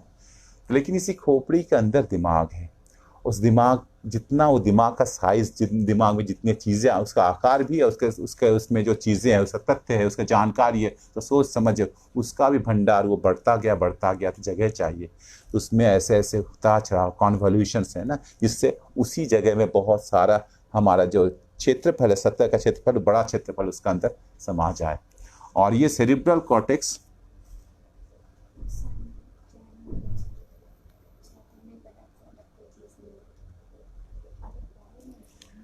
खैर, हाँ, यहाँ एक बात आई, हम इन सब बातों को बाद में करेंगे। संजीव जैन कह रहे कि चैतन्य पदार्थ से अलग कोई चीज नहीं है। हाँ, एकदम, मैं भी तो यही कहा कि चैतन्य पदार्थ से कोई अलग चीज नहीं है। पदार्थ चैतन्य में बदल गया, चैतन्य में बदल गया नहीं। हाँ, पदार्थ चैतन्य के रूप में, हाँ, अपने को अभिव्यक्त किया। चैतन्य पदार्थ से अलग कोई चीज नहीं, एकदम सही बात है, सही बात है ना। हाँ, तो ये जो हम लोग एक ही तरह से सोचते हैं, एक ही समझ तक पहुंच पाते हैं, या हम लोग, हाँ, हो सकता है हमारी धारणाएं अलग हो, ये भी एक मानवीय ये है ना। खैर, तो ये जो दिमाग है, दिमाग के दो भाग है ना, दाहिना हिस्सा, बायां हिस्सा ना। और ये दाहिना हिस्सा और बायां हिस्सा, दाहिना हिस्सा जो है, ये जो अर्धगोला है, जो हेमिस्फेयर, राइट हेमिस्फेयर है, वहाँ वहाँ क्या होता है, वहाँ हम लोग चीज़ों का पैटर्न पहचानते हैं ना। क्योंकि पैटर्न पहचानना, हाँ, चीज़ों में एक पैटर्न देखना, नियम देखना, एक छंद देखना, ये विज्ञान का एक बहुत बड़ा ज़रूरत है ना। गणित के लिए भी बहुत ज़रूरी चीज़ है। तो पैटर्न पहचानने का केंद्र वहाँ है। वहाँ से ही हमारा सहज बोध पैदा होता है। वहाँ से ही, हाँ, हमारे सेंसिटिविटी, अनुभूतियाँ, हाँ, हम लोग जो अनुभूति प्रवण, संवेदनशील बनते हैं, वही है उस राइट हेमिस्फेयर में ना। वहाँ से ही सृष्टिशील, हाँ, धारणाएं पैदा होती हैं ना, जो ज्ञान का आधार है ना। और इधर क्या है, लेफ्ट वाले में होता है वहाँ तार्किक, हाँ, तार्किकता, हाँ, वहाँ चीज़ों को विश्लेषण करने का क्षमता, वहाँ चीज़ों के बारे में सोच समझ कर, हाँ, उसको सोच विचार करने का, धारणाएं जन्मने का। तो ये दोनों मिलाकर, हाँ, मनुष्य को मनुष्य बनाता है ना। और दोनों में हमेशा, हाँ, लेन देन होता रहता है ना। इधर ज्ञान का आधार, इधर वो ज्ञान को, हाँ, सही ज्ञान है कि ये उसका देखना, वहाँ तक पहुँचना। तो ये है सेरिब्रल कॉर्टेक्स। ये मानव के मस्तिष्क का ये भाग, मानव मस्तिष्क का भाग है ना। हमारे पहले का जीवों में ये मस्तिष्क का ये भाग है नहीं, विकसित नहीं हो पाया। मैं जैसे कह रहा था, यह एक बहुत ज़रूरी बात है। यहाँ एक बात है, बहुत लोगों का प्रश्न है, खास करके जो लोग इस इवोल्यूशन को ही नकारते हैं। खैर, किसी का नकारने से ये तो एक सच्चाई है, लेकिन लोग नकारते हैं। वे लोग ये कहते हैं कि बानर, आखिर जो बानर अभी भी बानर क्यों रह गए, उनको भी तो इतना समय मिला। ठीक है, उस समय वो नर नहीं, तो उन लोगों को भी तो बानर से नर बनने की प्रक्रिया होगी। तो पहला चीज़ तो है, एक तो पहले ही हम लोग काट दे सकते हैं कि इवोल्यूशन का प्रक्रिया बहुत स्लो है। हाँ, ये मानव का सभ्यता का इतिहास, 10,000 साल का इतिहास में एक नया प्रजाति पैदा नहीं होता है। तो ये तो है ना, लेकिन ये सही नहीं, ये कहना बस कह के चुप करा देना होगा। उससे भी ज़्यादा ज़रूरी चीज़ क्या है, मैं जैसे कहा था कि हम लोग का जबड़ों का ज़रूरत नहीं था, जबड़े उतने विकसित नहीं थे, उतना मजबूत जबड़ा नहीं था। जगह मिला दिमाग को बढ़ने का, दिमाग के लिए जगह है, दिमाग के लिए ये जो स्ट्रक्चर बन जाता है ना, वो प्राकृतिक चयन को सभी कुछ करने को नहीं देता है ना। वो प्राकृतिक चयन के रास्ते में थोड़ा सा रोड़ा बनाता है कि कुछ स्ट्रक्चर्स बन जाते हैं। हाँ, वो स्ट्रक्चर्स कभी कभी, जैसे जो उतर आए थे हमारे पहले, जो मांसाशी हो गए, हाँ, जो खुरधारी हो गए, है ना, हिरन, गाय, भैंस, ये सारे जो वो लोग हो गए, शेर, कुत्ता, बिल्ली, ये जो लोग हो गए, इन लोग में शारीरिक विशेषताएं आ गई थी, बड़ा बड़ा जबड़ा, इन लोग का दिमाग का वो विशेषताएं, ये नए, अगर उन लोग में प्राकृतिक चयन के कारण दिमाग में कुछ बदलाव आ भी रहा है, तो उसके लिए वो बाधक है, वो नहीं हो पाया। तो बंदर रह गए, उन लोग में शारीरिक दूसरे विशेषताएं आए हैं, जो उनको फिर से अब नर बनने में वो बाधक है, वो नहीं बन सकते हैं। उससे कोई नुकसान नहीं है, बंदर को ये अनुभव भी होता है कि नहीं, मैं नहीं जानता हूं कि वो नर बनना चाहता है कि नहीं चाहता है। खैर, ये तो चाहत नहीं चाहत का कोई बात भी नहीं है। हाँ, और यहाँ और एक भी चीज यहाँ साथ साथ आ गया, वो क्या चीज है, वो है ये जो मानव जो आया, वो इसलिए नहीं आया था कि उसका आना पहले से निर्धारित था और प्राकृतिक चयन उसको यहाँ तक पहुँचाया। वो एक संयोग था। वो भी अगर दूसरे खुरधारी और दूसरे मांसाशी अपने दूसरे स्तनपाई ये साथियों के साथ पहले ही उतर आता तो भी मानव नहीं बनता ना। और बाद में जब वो अगर उतरता या बाद में उस समय अगर ये है तो रह जाता, वो एक खास तरह से उसका जमीन में उतरना, उसको पैरों पे खड़ा होना, ये एक बहुत जरूरी बात है। तो खैर ये जो इंसान जब जमीन में उतरा उसके हाथ खाली हो गए और धीरे धीरे ये हाथ, चूंकि मस्तिष्क एक विकसित मस्तिष्क है, हाथ का संचालन बहुत अच्छे से होने लगा। वो नए नए चीज़ों को परख सकता है, वो दुनिया को और बेहतर रूप से समझने लगा। उसके पास अभी चैतन्य है, वो अभी दुनिया को सचेतन रूप से दुनिया के साथ सामना सामनी कर रहा है ना। वो अपने ज़रूरत के चीज़ों को जब उससे ले आ रहा है, हाँ क्या हुआ, ये प्रकृति हमारी सारी ज़रूरतें तो पूरा करती है, लेकिन प्रकृति हमारे लिए नहीं बनी ना। ये प्रकृति हमारे लिए वो चीज़ें नहीं ला रही हैं, हाँ, जो हमारे लिए वैसा हम उसको बनाते, उत्पादन करते हैं, हमारे लायक उसको बनाते हैं। ये हाथ और उस हाथ को संचालित करने वाला दिमाग, तो एक नया चीज़, ये हाथ इंसान को इंसान बनाया, या दिमाग का सेरिब्रल कॉर्टेक्स इंसान को जो इंसान बनाया, और ये जो साथ साथ काम करने लगे तो फिर आदमी एक गजब का चीज़ बनाया। क्यों? क्योंकि अब वो हाथ उसके लिए, उसके पास नख नहीं है, उसके पास हाँ तेज नख नहीं है, उसके पास दांत नहीं है, लेकिन उसके पास भी तेज कुछ होना चाहिए। वो अपने अंगों का विस्तार कर दिया, औजार बनाया। और ये जो औजार बनाया, औजार को जब एक बहुत कुशली एक किसी भी को, चाहे वो बढ़ई हो, चाहे वो लोहार हो, चाहे कोई भी हो, एक कुशली हस्तशिल्पी को जब आप काम करते देखेंगे तो आप बहुत समय आप ये महसूस भी नहीं कर पाएंगे कि वो औजार उसका हाथ से अलग भी कोई चीज़ है ना। वो इतना ग्रेसफुल, इतना स्वाभाविक रूप से, इतना स्वच्छंद रूप से वो काम करते कि वो औजार उसका कुछ अलग चीज़ नहीं होता है पाता है ना। तो ये जो औजार है, ये औजार आदमी को आदमी बनाया ना। और ये जो औजार लेकर आदमी जो काम करते, जो श्रम है, जो उत्पादक श्रम है, वो आदमी का पहचान है ना। वो अब दुनिया को अपने तरह से ढालने लगा सचेतन रूप से। औजार किस लिए वो बनाया? किसी खास उत्पादन का प्रक्रिया के लिए। तो औजार, ये एक यहाँ एक जरूरी बात है, आदमी औजार बनाता है। ये जो आदमी का औजार, हम लोग कितना आसान से बोले कि आदमी आया, लग रहा है कि आदमी आया, पेड़ से उतरा, सीधा खड़ा हो गया, हाथ से औजार बनाने लगा। इसमें करोड़ों साल बीते ना। आप समझ सकते होंगे, आप इसको समझिए थोड़ा सा ठंडे दिमाग से, हम लोग अगर समझे। मैं इस क्षेत्र का आदमी नहीं हूँ, मैं जीव वैज्ञानिक नहीं हूँ, लेकिन मैं चूंकि एक मानव हूँ तो मुझ में वो क्यूरियोसिटी है, मैं अमेज्ड हो सकता हूँ ना, है ना। आदमी, आप सोचिए, हमारा पूर्वज बोलिए या जो भी बोलिए, वो जब पत्थर को पकड़ने लायक पत्थर कुछ हैं, कुछ पत्थर पकड़ने लायक नहीं है, और वो पत्थर को तेज करके एक छुरा बनाया। तो पत्थर से वो छुरा बनने में जितने समय बीत गए, कितने लाख साल बीत गए नहीं जानते, जितना देर तक हमारे सभ्य मानव का इतिहास भी नहीं है ना। लेकिन वो बना लिया, और वो जब बना लिया तो वो सभी से अलग हो गया। तो ये जो मुझे बहुत अनगढ़ छुरा बनाया होगा, और कितने पीढ़ी की बीत गया थोड़ा थोड़ा बेहतर करने में, लेकिन वो जो बनाया वो खास उद्देश्य के लिए बनाया, उत्पादन के लिए बनाया, प्रकृति को बदलने के लिए बनाया। हाँ, उसके लिए उसका कल्पना वो दिमाग में पहले कर लिया कि कैसा ये औजार होगा। दिमाग में एक छवि बनाया, दिमाग में वो छवि बनाया उत्पादन के लिए ना। विज्ञान की शुरुआत वहीं से होती है, बाद में जाके जो विज्ञान में बदलती है ना। ये जो कल्पना कर पाना, इस भौतिक दुनिया से चीज़ों को देखकर कल्पना करना और उसको साकार करने का ये जो है ना, ये आदमी कर पाया। यहाँ हम लोग कहते हैं कि हाँ, हम लोग अगर उसके साथ जो तुलना बार बार दिया जाता है, दो चीज़ का तुलना बहुत ज़्यादा दिया जाता है। एक है मधुमक्खी का छत्ता, और एक है आपका मकड़े का जाला। मधुमक्खी का छत्ता, हाँ कोई भी, ये फिर एक ऐसा चीज़ है ना, हाँ, जो देख के हम लोग अचरज कर सकते हैं ना, गजब की चीज़ है ना। हाँ, लेकिन मधुमक्खी का छत्ता बनाना उसके जीवन का एक वृत्ति है। और ठीक उस तरह का भी बात नहीं है। आप जैसा सोचिए, मधुमक्खी का छत्ते का वो जो हर एक जो कमरा है, आप कह सकते कमरा जिसमें एक एक मक्खी जाती है, अपने लिए जगह बनाती है, अपने लिए जगह बनाती है, वो सभी षटकोण आकार के षडभुज हैं। षडभुज, सभी षडभुज, सभी षडभुज, सभी षडभुज, कैसे ये बना लेता है ना।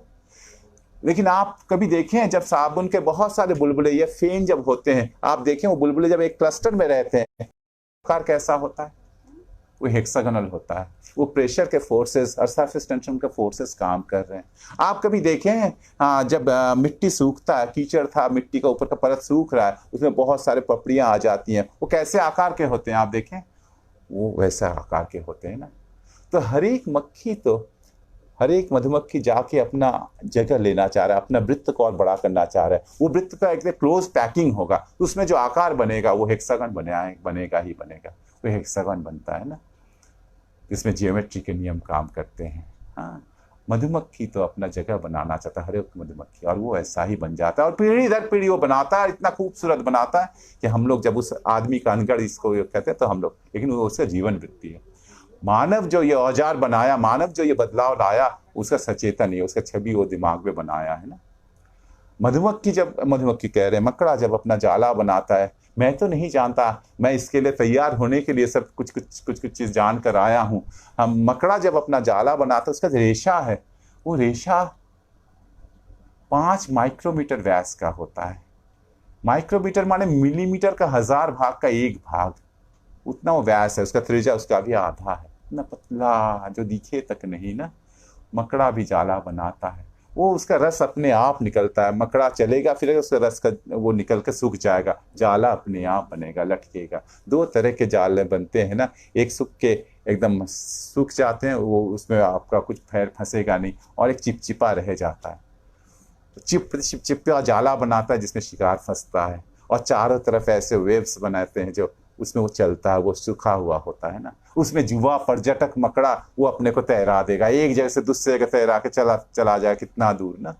कुछ मकड़े जाला नहीं बनाते, वो खाली रेशा छोड़ते हैं और उसी के सहारे एक जैसे दूसरी जगह चलाते। तो मकड़े का भी ये जाला बनाना, वो उसका जैविक वृत्ति है, वो सचेतन रूप से ये नहीं करता है। आदमी जब प्रकृति के साथ चेतन रूप से करता है, तो और ये करते समय चूंकि वो प्रकृति का संपर्क में आया, तो प्रकृति के बारे में बेहतर रूप से, प्रकृति के तौर तरीकों को भी बेहतर रूप से जाना, प्रकृति से कैसे क्या चीज हासिल किया जाए, तो वो चीज वो समझ, प्रकृति के नियमों को वो आस्ते आस्ते सचेत रूप से समझना चाहा, समझ पाया, और उसी तरीके से प्रकृति को अपने लायक बनाने का उसके वो यात्रा वहां से शुरू हुई। और स्वाभाविक रूप से हम लोग जिन लोगों के से साथ रहते थे पेड़ों में, वो भी झुंड में रहते थे, तो झुंड में रहने का आदत तो हम लोग की थी, झुंड में, समूह में रहने का आदत। लेकिन अब हम लोग सचेतन हो गए कि ये जो हम लोग चीजों को, हम सोचिए उस समय का बात, हिंस्र जानवरों के बीच में वो असहाय आदमी, वो कुछ नहीं जानता है, वो जब उन लोगों के बीच में है तो उसका बचाव के लिए उसका दिमाग, उसके हाथ और उसके औजार, निश्चित रूप से एक आदमी कितना औजार बनाएगा, एक आदमी अपना रक्षा कैसे कर पाएगा। तो स्वाभाविक रूप से एक साथ सहकार, सहयोग, सहभागिता, ये अपने आप चलाया। और आदमी का चूंकि चैतन्य है, वो सचेतन रूप से इसका फायदा भी देखा, तो आदमी एक ऐसा चीज बना रहा है जो आदमी ही बनाता है, जो आदमी के होने के कारण जिसका बनना था ही था, वो है समाज। ये समाज एक मानविक चीज है, और ये समाज मानविक चीज नहीं, एक मानव का एक विस्तार है। आप उस पूरे समाज को एक मानव, समाज को एक मानव, उसी हर एक आदमी में उस समाज को आप देख सकते हैं। लेकिन अब है क्या, एक गजब चीज है ये जो सेरिब्रल कॉर्टेक्स है ना, आवाजें जो निकलती है जहां से, और जो हाथे जहां से चलते, उसका नियंत्रण का निर्देश जहां से, तो लगभग अड़ोस पड़ोस में है ना। और अड़ोस पड़ोस में होने के कारण शुरू में तो उतना विकसित नहीं था, तो थोड़ा सा एक दूसरे का निर्देश कहीं हाथ को देना जा रहा है तो जीभ में आ जा रहा है। आदिम, अभी भी जो आदिम जीवन जी रहे हैं कुछ जगह जंगलों में ना, अमेज़न के जंगलों में है, हमारे भारत में भी अंडमान में है, उन लोग का जीवन प्रक्रिया में आप देखेंगे तो वो लोग ना जब भी कोई बातें करते हैं तो बिना एकदम गोल बोलेंगे, तो ऐसा करके बोलेंगे। ये जो भंगिमाएं हैं, हाथ के भंगिमाएं हैं, दृष्टि भंगिमाएं हैं, चेहरा, आँख कुछ करेंगे, ये सब साथ साथ होता जाता है, होता ही है। आप उस चीज़ को बच्चे में भी देख सकते हैं ना, बच्चा जब अ लिखेगा तो उसका जीभ हिलेगा, अ बोलते समय जीभ हिलेगा और आवाज भी निकल जाएगा। तो ये चीज, ये दोनों को हम लोग अभी भी अलग नहीं कर पाए ना। तो हाथों का जैसे जैसे विकास होने लगा तो ये स्वर यंत्र भी विकसित होने लगे, आवाजें निकलने लगे, और उस आवाज का अर्थ वो आवाज को पहचानने लगा, कौन आवाज कैसे निकल रहा। तो आवाज जब एक, हाँ, उसका आवाज का बोध होने लगा, और वो आवाज से वो एक दूसरे के साथ एक तरह से अपने जरूरतों की बातें कर सकते। बात तो उस तरह से नहीं करना चाहिए, ऐसे है ना। और धीरे धीरे बोली का विकास, स्पीच, और वो उसे स्पीच अब उसको सामाजिक बनाने का, लोगों को जोड़ने का एक नया ये बन गया, वो और अधिक उसको सामाजिक बना दिया ना।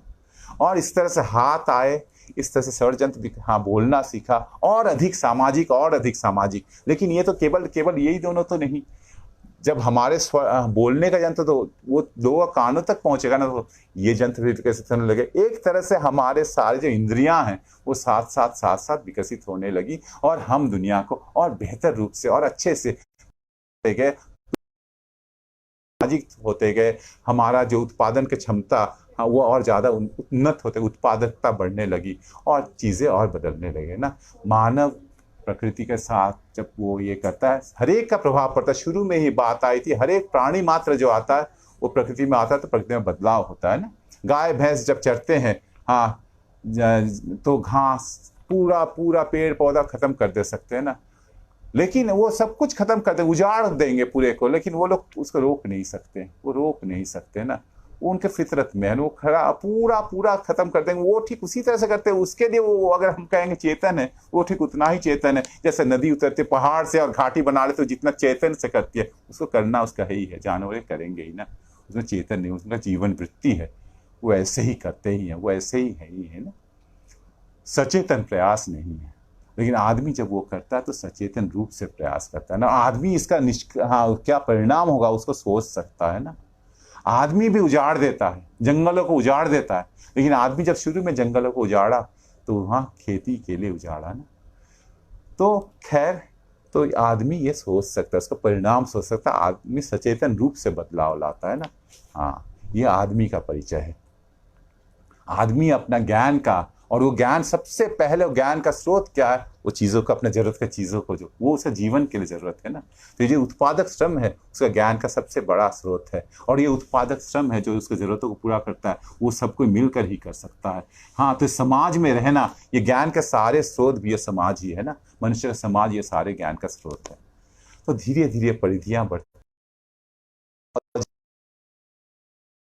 आदमी उस समय क्या व्यवहार करता, क्या औजार बनाता था, क्या नहीं बनाता था, उसके साथ जो अवशेष मिले, उसके जीवाश्मों के साथ आसपास में जो अवशेष मिले हैं, तो वो भी उससे तो पता चलता है ना। तो हम लोग को क्या मिलता है? हम लोग को मिलता है शिकार करने के कुछ हथियार मिलते हैं। हम लोग को मिलता है मछली मारने का कुछ चीज, भाला के तरह चीज, मछली मारा जा सकता है उससे ना। बंसी के तरह चीज मिलता है ना। तो वो क्या इंगित करता है? वो इंगित करता है कि जब वो इंसान धरती पे उतरा, वो केवल अब, हाँ, वो केवल फल मूल और जड़ नहीं खाता था ना उसको, क्योंकि सब कुछ मिलता भी नहीं था। हाँ, वो मांसाशी भी हो गया ना। तो वो मांसाशी हो गया। और एक चीज है, इतना दिनों तक जब तक वो मांसाशी, अचानक तो मांसाशी हो भी नहीं गया। वो तो और ज्यादा खोजता था, उसका हाथ से नए नए चीजों को तोड़ता था, फल तोड़ता था, नए नए जड़ उखाड़ता था, उसके खून में नए नए पदार्थ समाते गए, और वैसे बहुत सारे रासायनिक पदार्थ उसके खून में समा गए, शरीर में आ गए, जो और नए तरह की चीजें उसका शरीर में नए लक्षण पैदा कर सकते, उसके दिमाग को और विकसित कर सकता है। और मांस खाना एक तरह से उसका शक्ति, जो दूसरे जानवरों के सामने और ज्यादा शक्तिशाली बनाया। और मांस का जो प्रोटीन है वो एक तरह से बनाया प्रोटीन है, दिमाग को भी विकसित करने के लिए बहुत ज्यादा, दिमाग के विकास को वो त्वरित कर दिया ना। आदमी को आदमी बनने में वो और ज्यादा मदद किया। भले अभी हम लोग चुनते हैं, हाँ, हम लोग मांस खाएंगे, वो हमारी रुचि का सवाल है। ये एकदम बुनियादी ये एक बात है कि हमारे पूर्वज मांसाशी एकदम निश्चित थे, और मांसाशी थे, ये भी उनका मानव का परिचय का ये था। और जैसे जैसे मांस खाया तो नया चीज आया ना। हाँ, आग भी जलाना सीखा। आग में जब मांस भुन गया तो उसका टेस्ट और ज्यादा पैदा हुआ। वो एक तरह से पका हुआ, जलाना सीखना, चीजें आस्ते आस्ते। जानवरों को अब शिकार के लिए हमेशा शिकार नहीं मिलेंगे, तो जानवर को पालतू बनाना सीखा, तो और नया हुनर सीखा। फिर जरूरत के लिए उसको नए नए क्षेत्रों में जाना पड़ेगा। अफ्रीका से दूसरे जगह गया जहाँ ठंडे, जहाँ मौसम बदलता है बहुत ज़्यादा, तो उसको अपने को बचाना है, उसको प्रकृति से बचाना है, उसको घर छाना है, उसको कपड़े बनाना है, तो नए नए हुनर, नए नए कला, आदमी और आगे और आदमी और आदमी होता गया ना। हाँ, और ये हाथ और दिमाग साथ साथ काम कर रहा है ना। यह हाथ अगर नहीं होता तो दिमाग को इतना बढ़ना नहीं रहता। यह हाथ का काम और दिमाग जो उस काम को करवा रहा है, ये दोनों में, इस दोनों का जुड़ाव को हम लोग जब भी भूलते हैं तो बहुत मुश्किल में पड़ते हैं। उसके बाद तभी हम लोग करेंगे। तो आदमी इस तरह से, हाँ, आगे का यात्रा शुरू कर रहा है, और ज़्यादा उत्पादक, और ज़्यादा उत्पादक, और उसका दिमाग भी अब तरह तरह उसके छवि बन रहा है, चीज़ों का छवि। और वो अब प्रकृति में अपने, ये तो एक फितरत है, हम लोग बादलों में तरह तरह का चेहरा देखते हैं, पानी कहीं दीवार में गिरा हुआ तो भींगा हुआ जगह, उसमें हम लोग तरह तरह का चेहरा देख पाते हैं। तो चीज़ों में, हाँ, एक छवि बनाना, सभी चीज़ों में, प्राकृतिक शक्तियों में इंसानी छवि बनाना, वो एक गजब का चीज़ पैदा हुआ, जिसको हम लोग कहते हैं धर्म। धर्म एक इंसानी चीज़ है, जानवरों में ये धर्म नहीं होता है ना। तो धर्म पैदा हुआ ना, और करते करते अब जो है, जो दिमाग में जो धारणाएं है ना, अब वो धारणाएं जो है वो अब बहुत समय ज़रूरतों के लिए नहीं, वो सोच से पैदा हुआ धारणा है ना। और धीरे धीरे चूंकि दिमाग ही हाथ से ये चीज़ करवा रहा है, तो हाँ, अब ये एक ऐसी धारणा भी बनी, दिमाग में ही वो धारणा बनी कि दिमाग श्रेष्ठ है, दिमाग श्रेय है, दिमाग ज़्यादा ही है ना। तो धीरे धीरे धीरे धीरे धीरे धीरे ये दोनों चीज़ें अलग होने लगी ना। कुछ लोगों को मौका मिला, जो अभी हम लोग, चूँकि हम लोग का वो अभी आज का वो स्कोप नहीं है, नहीं तो उस रास्ते में हम लोग को जाना ही चाहिए था। कुछ लोगों को ये मौका मिला जो दिमाग को ज़्यादा काम कर सके, और निश्चित रूप से वो लोग बहुत सारे नए नए नए नए जानकारियाँ देने में, और ये धारणा धीरे धीरे बन गई कि दिमाग श्रेष्ठ है ना। तो मानसिक काम और शारीरिक काम में फ़र्क होने लगा ना। और इसीलिए अब बहुत लोगों को ये भी मौका मिला कि वो श्रम नहीं, भी खुद से वो श्रम नहीं करें, वो दूसरे का श्रम का फल को भी भोग करने लगे ना। और इस तरह से क्या हो गया, बहुत सारे लोग जो श्रम करते थे और उसका फल उन्हें नहीं मिलकर वो जो कुछ लोगों के पास संचित होता गया, और उस तरह से दुनिया आगे बढ़ते रही, और समाज एक गजब की नई समाज हो गई, जो समाज वर्गों में बढ़ गया ना। समाज अब वर्गों में बढ़ गया ना। और निश्चित रूप समय में, हर युग में ये समाज जो वर्गों में बढ़ गया, उसमें एक वर्ग होगा जो सबसे ज्यादा सुविधा प्राप्त वर्ग होगा, जो सुविधा को संरक्षित करने के लिए तरह तरह का तरकीब रचा, सब कुछ रचा, जिसको हम लोग कह सकते हैं शासक वर्ग ना। और ये चीज बढ़ता गया, वो तरह तरह के रूपों में आए, वर्गों में बटा हुआ समाज है ना। वो एक समय दास, आप दो, इस तरह उस समय का दुनिया में दो चीज, या तो आप लोगों को अपना दास बनाइए, नहीं तो आप किसी का दास बन जाइए, या तो दास नहीं तो दास का मालिक। कुछ लोग इससे मुक्त थे, मुक्त लोग भी थे, लेकिन वो एक समय था।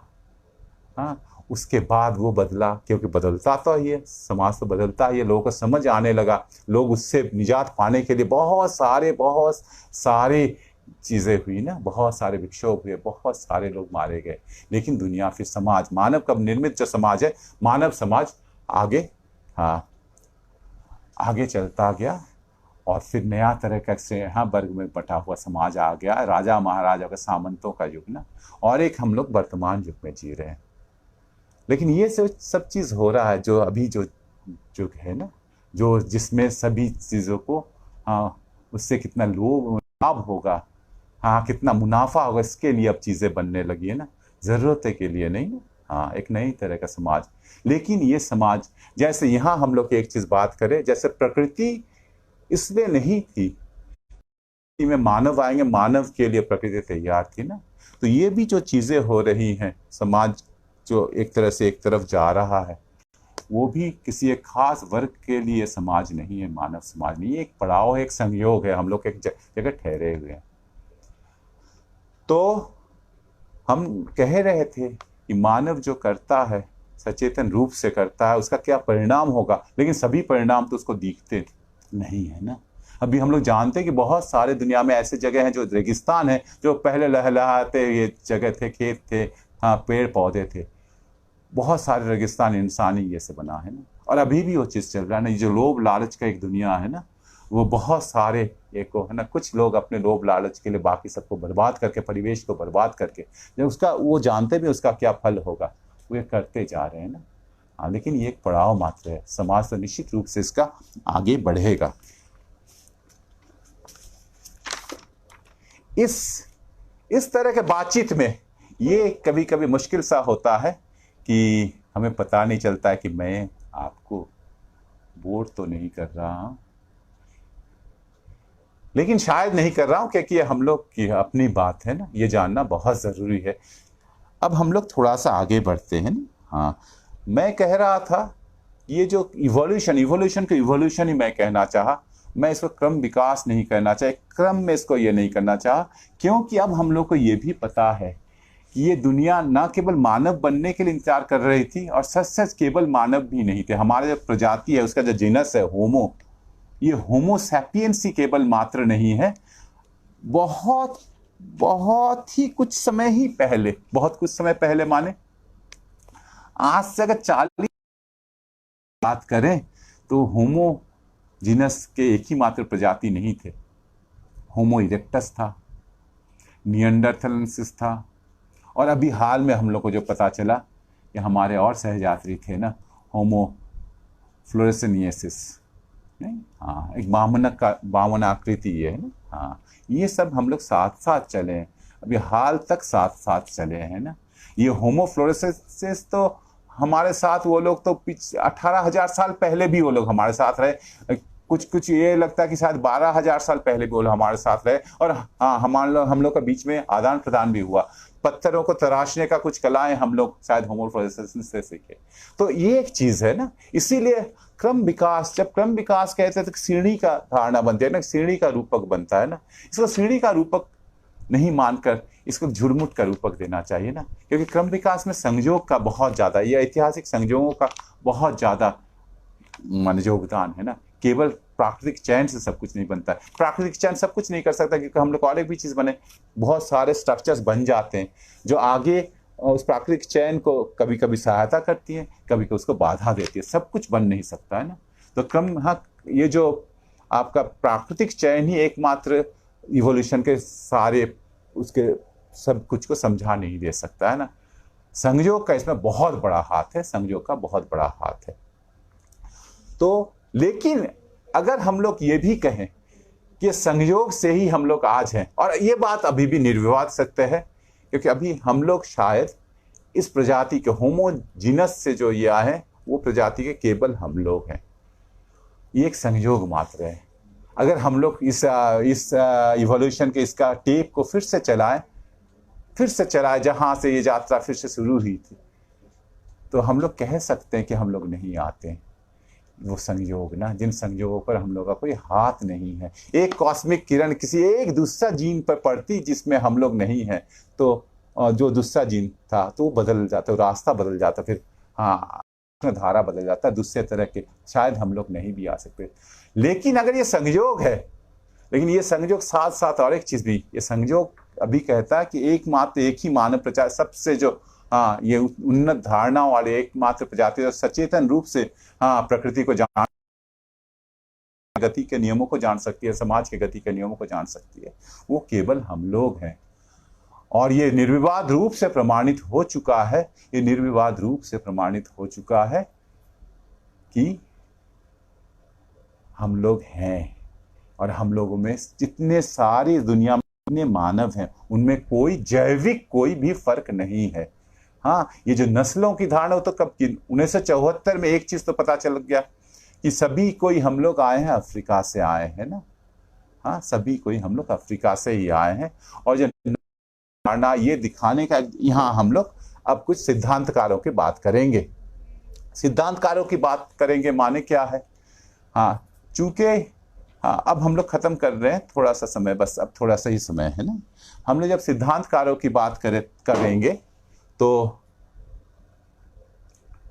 समाज में जो व्याप्त अन्याय हैं, जो विषमताएं हैं, जो असमानताएं हैं, बहुत सारे शोषण हैं, उसको एक समय था जब धर्म सभी को सही ठहराता था, लेकिन धर्म का पकड़ अब धीरे धीरे ढीला हो रहा है। एक ये भी समय था जब धर्म जो भी कहता है उसको सही ठहराने के लिए विज्ञान का इस्तेमाल करने का लोग कोशिश किए थे, वो नहीं चला।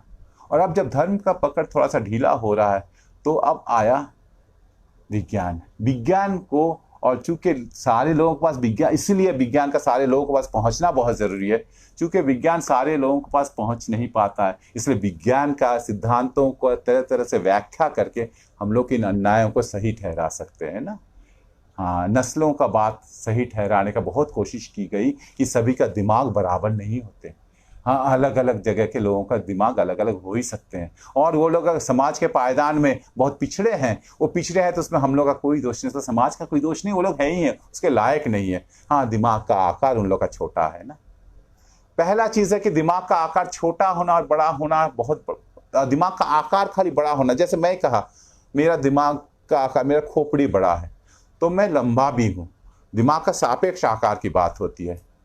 जैसे औरतें पुरुषों से शारीरिक आकार में छोटी होती हैं, तो अगर आप उस शरीर का आकार को छोड़ दें, एक औरत का दिमाग को लें, दिमाग का खोपड़ी का आकार लें, तो निश्चित रूप से वो पुरुष का आकार दिमाग का खोपड़ी का आकार से छोटा होगा।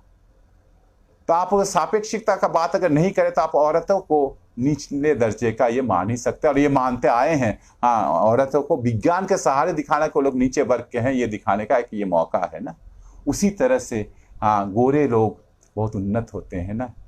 हाँ, जो पिछड़े गोरे लोग उतने उन्नत नहीं होते क्योंकि उन लोगों का दिमाग इतना ज़्यादा नहीं है, ये भी एक धारणा है। ये सभी चीज़ लोग तरह तरह से हाँ अपना तथ्यों का घाल मेल करके तरह तरह से इसका प्रतिबंध और गलत प्रमाणित हो गया। दिमाग का आकार के साथ, खोपड़ी का आकार के साथ हमारे दिमाग का क्षमता का बहुत ज़्यादा संबंध नहीं है। लोग तरह तरह से कोशिश किए, ये दिखाने का कोशिश किया कि हाँ इनका दिमाग बहुत ये हाँ बुद्धिमान जिन लोगों को माना जाता है गोरे लोगों का, या समाज में जो आगे हैं उन लोगों का दिमाग बड़ा होता है, सच सच से लोग समाज में आगे हैं। ये बातें झूठ प्रमाण हो चुकी हैं। जैविक रूप से सभी का दिमाग में कोई फर्क नहीं है, हम हर आदमी वो काम कर सकता है जो कोई दूसरा आदमी कर सकता है। एक दूसरा चीज हाँ, तरह तरह जब दिमाग के आकार वाला खेल में लोग सफल नहीं हुए तो एक दूसरा तरह का खेल लोग चालू किए, जिसको कहते हैं हमारा बुद्धि नापने का पैमाना, आईक्यू। आईक्यू नापने के लिए इंटेलिजेंस क्वोशिएंट एक ऐसा उपादान जिससे आदमी का ये हाँ, और ये दिखाने का कोशिश किया गया कि ये आईक्यू हर एक इंसान का अपना परिचय है, उसमें छेड़छाड़ नहीं किया सकता, हर एक आदमी का अपना आईक्यू होता है ना। सबसे पहला चीज ये, अब ये प्रमाणित सत्य है कि आईक्यू का इंसान का बुद्धि को एकदम ये कर देना, बुद्धि का पैमाना में उसके क्रम में ढाल देने का ये नहीं कर सकता है, नहीं कर सकता है, या कर भी सकता है तो बहुत ज्यादा कोरिलेशन नहीं है। और दूसरा चीज है ये आईक्यू जो जिस तरह से निकालते हैं, जिस तरह से बहुत सारे टेस्ट लेते हैं, मेंटल टेस्ट लेते हैं, हाँ वो टेस्ट का अगर टेस्ट का ये भी बदल दिया जाए, रूप बदल दिया, उसका सेट को बदल दिया जाए तो अलग आईक्यू आ जाएगा। फिर वो जिस प्रक्रिया से, जिस सांख्यिकीय प्रक्रिया से, जिन आंकड़ों को हम चुनते हैं और जिस सांख्यिकीय प्रक्रिया से निष्कर्ष निकाल के आईक्यू को ठहराते हैं, उन सांख्यिकीय प्रक्रियाओं को अगर बदल दिए तो आईक्यू कुछ अलग आ जाएगा। और सबसे बड़ा चीज है ये जो आईक्यू को दिखाना, ये आईक्यू को दिखाना कि हाँ इन लोगों का आईक्यू ज्यादा, इन लोगों का आईक्यू कम है, और ये आईक्यू समाज के माने सामाजिक से इन्फ्लुएंस नहीं होता, ये बात सरासर झूठ है। इसको दिखाने के लिए बहुत सारे प्रयोग किए गए। हाँ, 53 जोड़े जुड़वों के लिए गए, एक तरह के जुड़वे जो जन्म के बाद इन लोगों को अलग कर दिया गया, और फिर बाद में देखा गया जब वो लोग बड़े हुए, ये दिखाया गया कि देखिए हाँ इन लोगों का दिमाग एक ही तरह का है, इसको माने अलग। हाँ, तो पहला ये पता चला कि इस डेटा में बहुत छेड़छाड़ किया गया था, गलत चीजें उसमें डाला गया था, उसका गलत तरह से इंटरप्रिटेशन किया गया था। दूसरा चीज है ये जो जुड़वों को अलग करके ये किया गया है, वो जुड़वे जब जिनके घरों में पल रहे थे वो बहुत क्लोज रिलेटिव्स थे, माने वो लगभग एक ही सामाजिक परिवेश में बड़े हुए। तो सामाजिक परिवेश का जो आईक्यू में ये होता है, लोग ये दिखाते हैं कि कम आईक्यू है, और चूंकि हर एक मनुष्य का एक अपना परिचय है, वो होगा। जबकि हम लोग अब जानते हैं कि उसका सामाजिक जो सुविधा उसको मिला, जो विशेषाधिकार मिले हैं, जिस तरह से उसकी परवरिश हो रही है, वो परवरिश तय करता है उसका आईक्यू कहां तक पहुंचेगा। आप ये क्यों नहीं, हम लोग ये क्यों नहीं देखते कि इंसान का बच्चा जब पैदा होता है उसके बाद भी हाँ कुछ समय तक उसका दिमाग बढ़ता है, 14 साल तक या 12-13 साल तक उसका दिमाग पूरा बढ़ता है। क्यों? उसका दिमाग का सारा काम सही तरीके से होने के लिए समाज में उसको रहना जरूरी है। माँ का पेट में सब कुछ नहीं हो जाता है, समाज के साथ उसको, और इसलिए समाज उसको क्या दिया, उसको समाज कितना सुविधा दिया, कितना ये दिया, उस पर ये निर्भर करता है उसका दिमाग कितना आगे बढ़ेगा, है ना। तो ये सभी तरह के प्रयास कर किए जाते हैं और ये चीज इतना ज्यादा फैल चुका है कि हम लोग ऐसे बातें करते हैं, हम लोग कहते हैं कि उन लोग का तो दिमाग ही है नहीं। एक मजदूर क्लास का आदमी, उसका क्या दिमाग है उन लोग को जितना पढ़ाओ। इसीलिए अभी जो ये जो स्कूल सब बंद है, सरकारी स्कूल सब बंद है, इन लोगों को पढ़ाई बहुत मुश्किल भी नहीं है। इन लोग ज्यादा से ज्यादा 10वीं पास करेंगे, छोटे मोटे काम कर लेंगे। इन लोग को बड़े बड़े काम करने के लिए तो बड़ा दिमाग ज्यादा चाहिए। ऐसा कुछ भी नहीं, ये एकदम झूठ बात है, सरासर झूठ बात है ये। हाँ, ये सब चीज ये विज्ञान के सहारे किया जाता है ना। विज्ञान के सहारे ये एक प्रिंसिपल, जैसे हम लोग बोले थे ना, वो जो है वो जो सब डिजाइन करते हैं, एक एंथ्रोपिक प्रिंसिपल आया अभी है। वो एंथ्रोपिक नए नाम से आता है ना, कि ये दुनिया सही सही, ये प्रकृति इंतजार कर रही थी, मानव का आने का इंतजार कर रही थी ना। माने सब कुछ आयोजन हो रहा था मानव के लिए। आज से करोड़ों साल पहले, बहुत बहुत करोड़ों साल पहले, जब विशाल अरण्य थे, वो सभी कुछ दब गए कोयला बनने के लिए। क्यों कोयला बनेगा? क्योंकि आदमी आएगा, अभी आके उसका इस्तेमाल करेगा, इसीलिए तो सब कुछ हुआ है ना। ये सब कुछ आदमी के लिए बना। ये एंथ्रोपिक प्रिंसिपल, वही पुराना चीज को फिर नए लवादा ओढ़कर ये लाया गया मनुष्य का श्रेष्ठता दिखाने के लिए। हाँ, जिससे हम लोग निर्विवाद रूप से प्रकृति का, जो हमसे निम्न स्तर के ये हैं, जिसको हम लोग निम्न स्तर बोल रहे हैं, उन लोग पर निर्विवाद।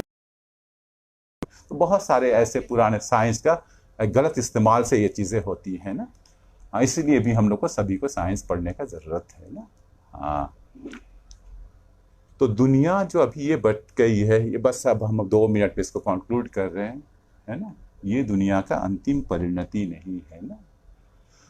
आदमी जैसे, देखिए, संयोग का बहुत बड़ा हाथ है, लेकिन आदमी जो अब अपने सचेतन ये से पैदा कर सकता है। वो ऐसा परिस्थिति, चीजों को, अंतर्विरोध जो द्वंद्व चलते हैं समाज में और आदमी में ना, समाज जैसा समाज वैसा आदमी होता है ना। समाज अपने सारे सारे संबंधों के साथ हर एक आदमी में प्रतिबिंबित होता है ना। आदमी का परिचय वो समाज का परिचय ही हो जाता है ना। सारे घात लेकिन फिर सभी आदमी पर एक ही तरह का वो ये नहीं बनता, क्योंकि समाज में अलग अलग इंसान का अवस्थिति अलग है। कुछ लोग सहज रूप से उस अवस्थिति में है, जिन लोगों पर सारे तरह का शोषण चल रहे हैं। कुछ लोग सचेतन रूप से अवस्थिति अपना लेते हैं, और ये लोग सचेतन रूप से समाज के बदलने के नियम जानकर इस समाज को बदल सकते हैं ना। ठीक है, तो ये मेरा अंतिम ये है ना। हाँ, हम लोग इसमें, और इसीलिए साइंस को, कला को, विज्ञान को पूरा पूरा निर्बंध होना चाहिए, सारे उसके बंधन मुक्त हो जाना चाहिए। तभी विज्ञान सभी के लिए काम करेगा, तभी मानव उस समय बनेगा ना, वो आगामी मानव बनेगा, जब सभी तरह का शोषण, सभी तरह का अन्याय, ये सब चीज असंभव हो जाएगा। उसके ओर हम लोग तभी बढ़ पाएंगे, जब ये सारा कुछ। इसीलिए विज्ञान को सभी के पास पहुंचाना, ये समझ सभी के पास पहुंचाना है, समाज के गति के नियमों को अच्छा से समझना है, और ये बात एकदम अच्छा से समझ के देखना है कि वो आगे वो दिन आएगा ही आएगा। हाँ, जब ये दुनिया इस तरह से अब वर्गों में बटी, तब चीजें फिर से जरूरत के लिए पैदा होंगी।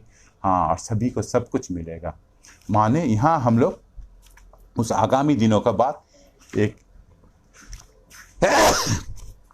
सॉरी एक कविता से करते हैं ना। हाँ, द लोथसम मास्क हैज फॉलन। हाँ, वो जो घृणित मुखौटा है वो अब उतर चुका है। The man remains. इंसान खड़ा है। ये इंसान माने पूरा इंसान अपने समाज के साथ खड़ा है। सेप्टरलेस, राजदंड अब धूल में पड़ा हुआ, राजदंडहीन वो है ना। फ्री, हाँ, वो मुक्त है, वो आजाद है। अनसर्कमस्क्राइब्ड, सारे तरह से बंधन मुक्त है, उसके श्रृंखल टूट गए हैं ना। हाँ, लेकिन अब वो खड़ा है equal, unclassed, tribeless and nationless, exempt from all. अब उसको किसी से डर नहीं है, कुछ नहीं है। उसको अब किसी को पूजने का, किसी का कदमबोशी करने का जरूरत नहीं है। अब उसका समाज के पायदान को देखना जरूरी नहीं है। हाँ, the loathsome mask has fallen, the man remains scepterless, free, uncircumscribed, but man, equal, unclassed, tribeless, and nationless, exempt from awe, worship, degree. Now the man is the king over himself. Prometheus Unbound, शेली की लिखी हुई कविता, काव्य का अंश है।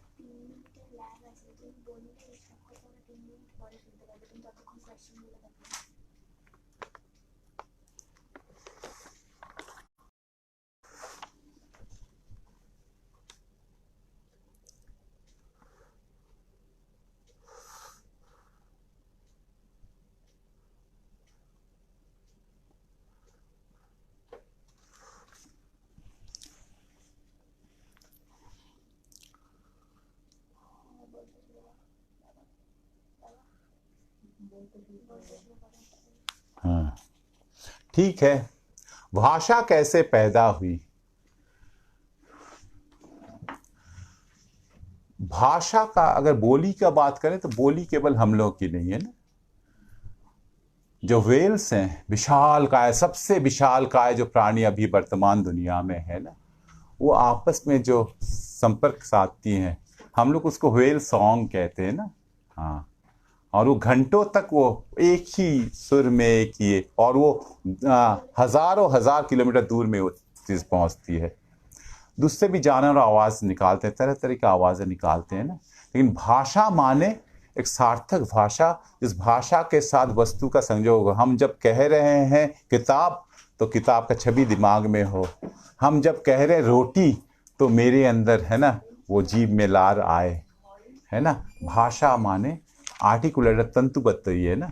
ये धीरे धीरे हुई सामाजिकरण की प्रक्रिया, जैसे जैसे आगे हुई, हमारे स्वर यंत्र जब हमारे बस में चले आए, हम तरह तरह से उसको मॉड्यूलेट कर पाए, तरह तरह की आवाज़ें निकाल पाए, और उन आवाज़ों को हम लोग जोड़ पाए, चीज़ों से, हमारे ज़रूरतों से जोड़ पाए, तो भाषा विकसित हुई। भाषा, हाँ, वो जो हम लोग उत्पादक श्रम में साथ साथ मिलकर जो काम कर रहे हैं, उसी का एक ज़रूरत के रूप में, और चूँकि प्राकृतिक चयन हमें वो ज़रूरत है, वो हमारे इस प्रतिकूल परिस्थिति में जीने के लिए वो बहुत ज़्यादा ज़रूरत था उस समय भी, तो इसीलिए भाषा अपने आप आगे प्राकृतिक चयन के दौरान आ गई ना। ये आर्टिकुलेटेड है, और ये इतना विकसित स्वर यंत्र और किसी भी दूसरे प्राणी में नहीं है। कुछ कुछ चीज़ों में कुछ चिड़िया है जो नकल कर सकती है, लेकिन उसके साथ सचेतन ये नहीं, वो समझती नहीं, वो नकल करती है, उसको जो सिखाया जाता है वो सीखती है, और वो कुछ कुछ अपने समझ के दायरे में वो जानती है कहाँ क्या कौन शब्द बोलना है, लेकिन उसका अर्थ वो नहीं समझती है। जो तंतुबद्ध रूप से ये जो शब्द बोलते हैं, जो हम लोग बोलते हैं, वो है भाषा। वो सामाजिकरण की एक बहुत ज़रूरी कड़ी है, और वो धीरे धीरे प्राकृतिक चयन से हम लोग को ऐसा ये विकसित षड्यंत्र लेकर तंतुबद्ध रूप से अपने बातों को करने लायक हो गए, तभी भाषा आई है। संजय कुमार रॉय कह रहे हैं, eugenics is the improvement of genes for the welfare of mankind. अब ये जो बात है ना, अभी भी जो लोग ये जो दुनिया चला रहे हैं, जो लोग ये समाज चला रहे हैं, है ना, हाँ, वो लोग कह रहे हैं कि हम लोग ये सभी कुछ कह रहे हैं लोगों के कल्याण के लिए। कौन तय करता है कि किससे क्या कल्याण होगा? क्या वो सारे लोगों से पूछ के किया गया? लोगों का कल्याण तो लोग तय करेंगे ना, ये समाज तय करेगा। हाँ, कुछ लोग मिलकर ये लोगों का कल्याण नहीं कर सकते, कुछ लोग मिलकर ये तय नहीं कर सकते हैं, हाँ, कि किससे पूरे समाज का, लोगों का कल्याण होगा, कौन बेहतर मानव होगा ना। ये एक तरह से अनैतिक है, और ये दूसरे तरह से अवैज्ञानिक है। यूथेनिक्स है, हाँ, परिवेश में, ये आप ठीक कहे, यूथेनिक्स है वो चीज़ ना, हाँ, परिवेश में बदलाव लाकर हम लोग और बेहतर जिंदगी कैसे जी पाए, हम लोग और कामकाज और कैसे बेहतर फंक्शनल हो जाए। यूथेनिक्स में गड़बड़ी नहीं है, वो तो हम लोग करते ही हैं। यूजेनिक्स में बहुत गड़बड़ी है, क्योंकि मानव कल्याण क्या है वो तय कर, कुछ लोग नहीं मिलकर तय कर सकते हैं ना। हाँ, अपने प्रयोगशाला में बैठकर ये चीज़ तय नहीं कर सकते कि इससे मानव कल्याण होगा। संजीव जैन कहते हैं, परिवर्तन एक भौतिक प्रक्रिया है जो द्वंद्वात्मक अंतर्विरोध से निरंतर चलती है। हाँ, हमें चूंकि आज ये चूंकि ऐसा विषय मैं चुना था जिस विषय में 2-3 घंटा भी बहुत कम होता है, लेकिन वो तो इजाज़त नहीं है हम लोगों का ना। हाँ, इसलिए ये द्वंद्वात्मक अंतर्विरोध का बात मैं उस भाषा में नहीं कह पाया जिस भाषा में, ये एकदम सही कह रहे हैं आप, इसी तरह से चलती है। और ये जो सारा कुछ हम लोग समझ पा रहे हैं, जैसे केवल प्राकृतिक चयन नहीं है, प्राकृतिक चयन के साथ वो जो संरचनागत है उसका द्वंद्व है ना, हाँ, संयोग का उसके साथ द्वंद्व है, सारे तरह के द्वंद्व है ना, समाज के साथ हमारे संबंधों का द्वंद्व है। हाँ, प्रकृति में सारा जो ये जो इवोल्यूशन है, ये वो पूरा द्वंद्वों से भरा हुआ है ना। वो हमारा इस प्रकृति में भी है, और वो हमारे उस प्रकृति का छाप पड़ के हमारे चेतना बनाती है, जो मन का जगत है उसमें भी द्वंद्व। यही द्वंद्व तो है, प्रक्रियाओं को रूप देती है, वो इवोल्यूशन को एक प्रकृति उसका गतिपथ निर्धारित करती है। एकदम सही बात आप कह रहे हैं, चैतन्य पदार्थ से अलग कोई चीज़ नहीं, एकदम सही चीज़ है। भविष्य में किसी नए मानव के उद्विकास का संभावना है क्या? यहाँ फिर हम लोग वैज्ञानिक ढंग से ये कह सकते हैं, प्रजाति। पहला चीज़ तो संजीव, नया मानव तो निश्चित रूप से मानव जो आज से 1 लाख साल पहले अफ्रीका से फैल आया, उस समय का मानव और आज के मानव में बहुत फर्क है। क्या वो नया मानव नहीं होगा जब नया मानव सच दुनिया को मुक्त करेगा? जो एकदम मुक्त मानवों का दुनिया होगा, जहां कोई शासन कोई शोषण नहीं होगा, वो क्या नया मानव नहीं होगा? हाँ, नया मानव एक प्रजाति के रूप में, क्योंकि होमो जो जीनस है, उस जीनस के हम ही लोग एकमात्र प्रजाति है ना, इसलिए उस तरह के अगर उस प्रजाति के रूप में आप उस वैज्ञानिक आधार पर मानव का बात करते तो नया मानव अब नहीं बनेगा, लेकिन नया मानव तो बन ही रहा। निश्चित रूप से नया मानव बनेंगे, इसीलिए तो साइंस सोसाइटी सभी कुछ कर रहा है नया मानव के लिए। हम लोग नया मानव बनेंगे निश्चित रूप से, उस तरह से नया मानव तो एकदम बनेगा ही, एकदम उद्विकास नहीं, मान इसका हम लोग इवोल्यूशन नहीं, नया मानव बनेगा, वो चुनकर बनाएगा, वो ऐसा संयोग करेगा कि समाज बदलेगा और वो नए मानव का नया समाज होगा, नई दुनिया होगी। Sunil Kumar Gupta, basically there important features are there in terms of human evolution, 3 important, a bigger and developed brain. Sunil Kumar Gupta, ये बिगर नियंडरथल जो मानव, उसको अगर मानव कहे, मानव प्रजाति के, तो नियंडरथल से उन लोग का आकार, ये आकार हम लोग से बड़ा था। और दूसरा चीज है, पिछले 10,000 साल में ये देखा गया कि हम लोग का दिमाग का आकार थोड़ा सा संकुचित हो गया, तो दिमाग का आकार के साथ दिमाग का क्षमता का एकदम पॉजिटिव कोरिलेशन अभी तक प्रमाणित सच नहीं है। मैं जितना तक जानता हूं, मैं एकदम उससे से, लेकिन मैं जितना तक पढ़ा हूं, जितना अध्ययन किया हूं, उससे ये चीज पता है कि ये नहीं है। हाँ, वो कैपेसिटी का दिमाग का आकार, क्योंकि ये बहुत तरह के, और इस प्रमाण आप खुद ही, आपको कुछ नाम भी मैं दे सकता हूं बाद में, मैं आपके साथ अगर बात कर पाऊं। हाँ, तो ये चीज है एबिलिटी टू वर्क अपराइट। हाँ, तो वो तो डेफिनेटली यही तो आदमी को आदमी एक बनाने में ये बहुत बड़ा चीज है। ये आप एकदम सही कह रहे हैं सुनील, ये आप एकदम सही करिए, तो मैं भी कहा था कि यही है।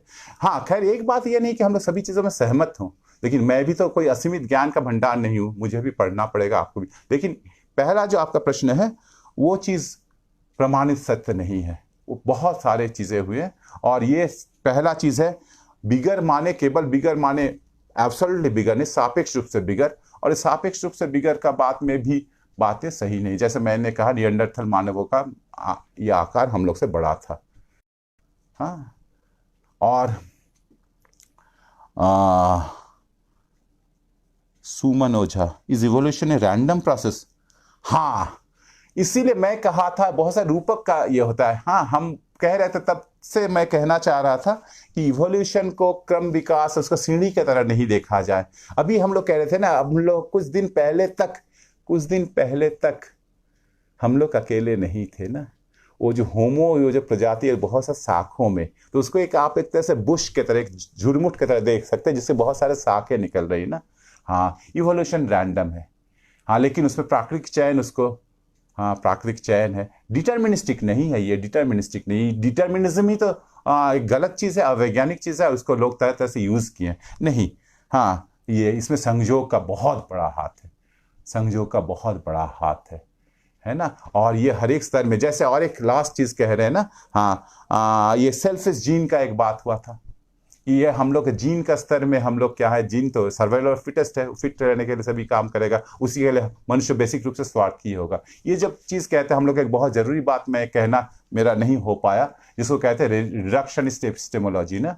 हम लोग चीजों को तोड़ तोड़ कर देखने का ये विज्ञान का ढंग है। पिछले 500 साल से लगभग ये बहुत, ये माने इसको अपनाया गया, जिसको कहते हैं रिडक्शनिस्ट मेथड ना, चीजों को तोड़ तोड़ कर देखना उसके। हाँ, लेकिन चीजों को तोड़ तोड़ कर देख के हम लोग बहुत कुछ जाने, चीजों को वर्गीकृत करके हम लोग बहुत कुछ जाने हैं, हाँ, बहुत कुछ जाने हैं। लेकिन जब हम लोग चीजों को तोड़ तोड़ कर देखते तो बहुत दूर तक नहीं जा सकते, मजबूत नहीं हो सकते, क्योंकि कोई खंड और उस खंडों से बना हुआ जो संपूर्ण चीज है, वो किसी भी स्तर में वो दोनों एक ही चीज नहीं है।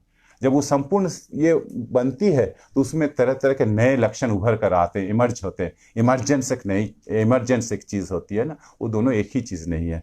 हाँ, तो आप जो कह रहे थे, हाँ, ये रैंडम प्रोसेस है, ये रैंडम प्रोसेस है, इसका कोई तीर नहीं है। ये जो वेरिएशंस है, जिस वेरिएशन से, जो विविधता से प्रकृति चुनती है, वो वेरिएशन रैंडम है, तभी तो चुनती है, वो दिशा नहीं है।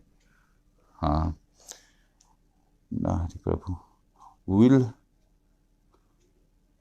इन रिलेशन कैन बी, हाँ, ठीक है। समाज एक तरह, उसको आप उस तरह का समाज नहीं कहते ना, लोग सहयोग से काम, हाँ, निश्चित रूप से। देखिए, जो माया, ममता है, स्नेह है, हाँ, ये चीजें हैं उस मैमालियंस का, लिम्बिक सिस्टम का ये है ना।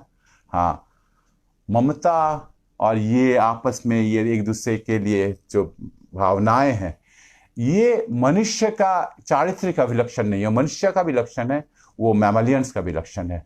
इसलिए हाँ, शिम्पांजी में तो देख ही सकते हैं, और शिम्पांजी तो हम लोग का बहुत क्लोज है। हम लोग पहले तो हम लोग उसको जितना दूर मानते तो उतना भी दूर नहीं है। हाँ, होमिनिड में हम लोग उसको जोड़ते हैं। होमिनिड में पहले केवल आदमी को ही रखा जाता था, अब होमिनिन हो गया मनुष्य के लिए। हाँ, एकदम आप सही कह रहे।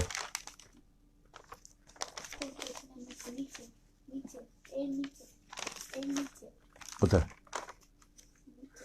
हाँ, GV G Nath, how do viruses evolve, what is the rate of evolution, what is their rate of evolution so fast, है ना। हाँ, तो खैर अब तो उसका समय नहीं है। वायरस एक, जैसे पहले हम लोग जीव जगत को जो दो भागों में बांटे थे ना, में जो बांटे थे वो भाग था, माने हम लोग बांटे थे, माने इस तरह से हम लोग जानते ही थे कि एक हाँ, एक जंतु का जगत, एक पौधों का जगत ना।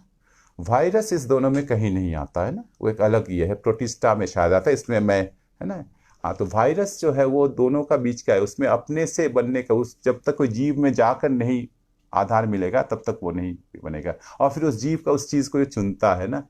हाँ, उसका जीवन काल भी बहुत कम है, और इसीलिए बहुत सारी पीढ़ियां फटफट फटफट एक के बाद एक का बन जाती है ना। और वो इसीलिए बहुत, ये जो विकास होती है ना, ये जो बढ़ने की प्रक्रिया होती है, इसको हम लोग कहते हैं एक्सपोनेंशियल ग्रोथ। जो अभी जो हम मल्टीप्लिकेशन रेट्स देख रहे हैं ना, वो एक्सपोनेंशियल ग्रोथ के कारण हो रही है। हाँ, तो ये तो हम लोग रहते रहते रहते रहते जैसे चीजें आती है उसके लिए हमारे शरीर में उसके लड़ने का ये भी बनते हैं ना। हाँ, कुछ तो हमारे शरीर में बने ही चुके हैं। आप देखती होंगे, हाँ देखते होंगे कि ये आ, अमेरिका में फ्लू से भी, फ्लू जब आया था अमेरिका में बहुत सारे, लेकिन हम लोग फ्लू लेके जीते हैं, तो हम लोग का अंदर वो जो प्रतिरोध क्षमता एक पनप जाती है। फिर एक बहुत बड़ा इंसानी ये है ना, टीका। टीका बहुत सारे चीज़ों को, बहुत सारे भाई, हम पोलियो खत्म हो गया है ना, स्मॉल पॉक्स खत्म हो गया, ऐसे बहुत सारी चीज़ें खत्म हो गए, और हम लोग अब इसी पर इसीलिए आस टिका के बैठे हुए ना कि हम लोग ये कोरोना का हाँ टीका खोज ही लेंगे ना। तो एक तो हो गया, ये लड़ने की ताकत हम लोग में पैदा हो ही जाती है। इसीलिए अभी भी देख रहे हैं आप, कोरोना में सभी कोई को नहीं होता है, बहुत सारे लोग को होता भी तो एसिम्टोमेटिक रह जाते हैं ना, बहुत लोग उससे ये हो जाते हैं ना। तो ये तो बहुत जटिल चीज़ है। हाँ, ठीक है।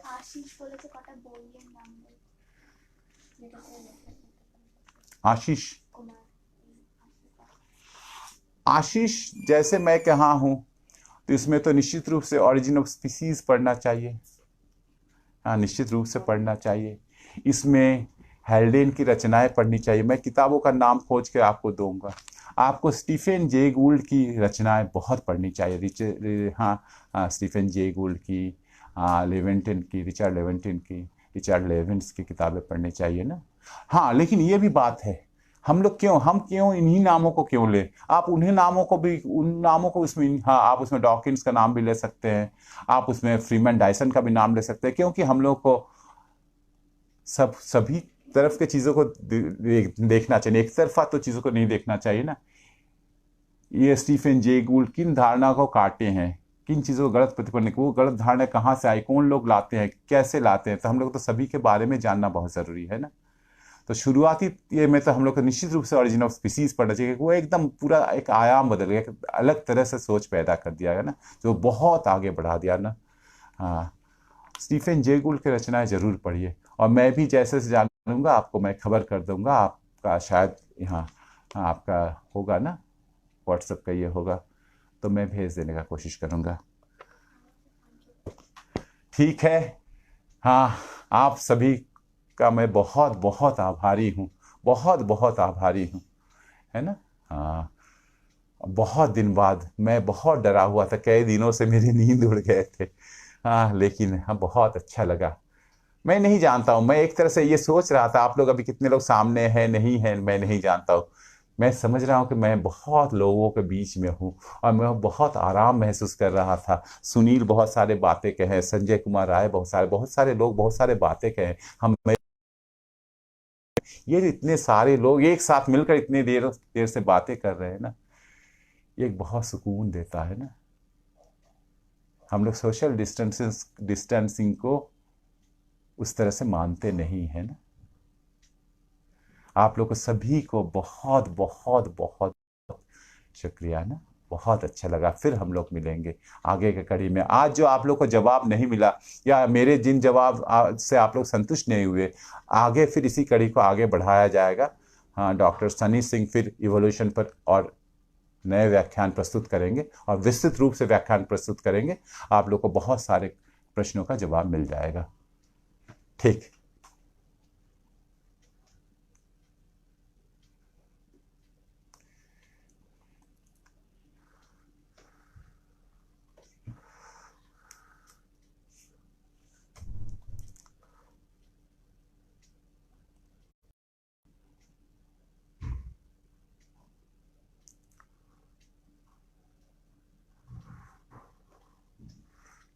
সঞ্জয় কুমার নিশ্চয়ই হবে, সঞ্জয় কুমার রায়।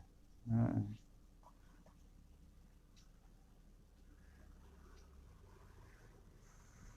কি আর কি চ্যাট এসেছিল?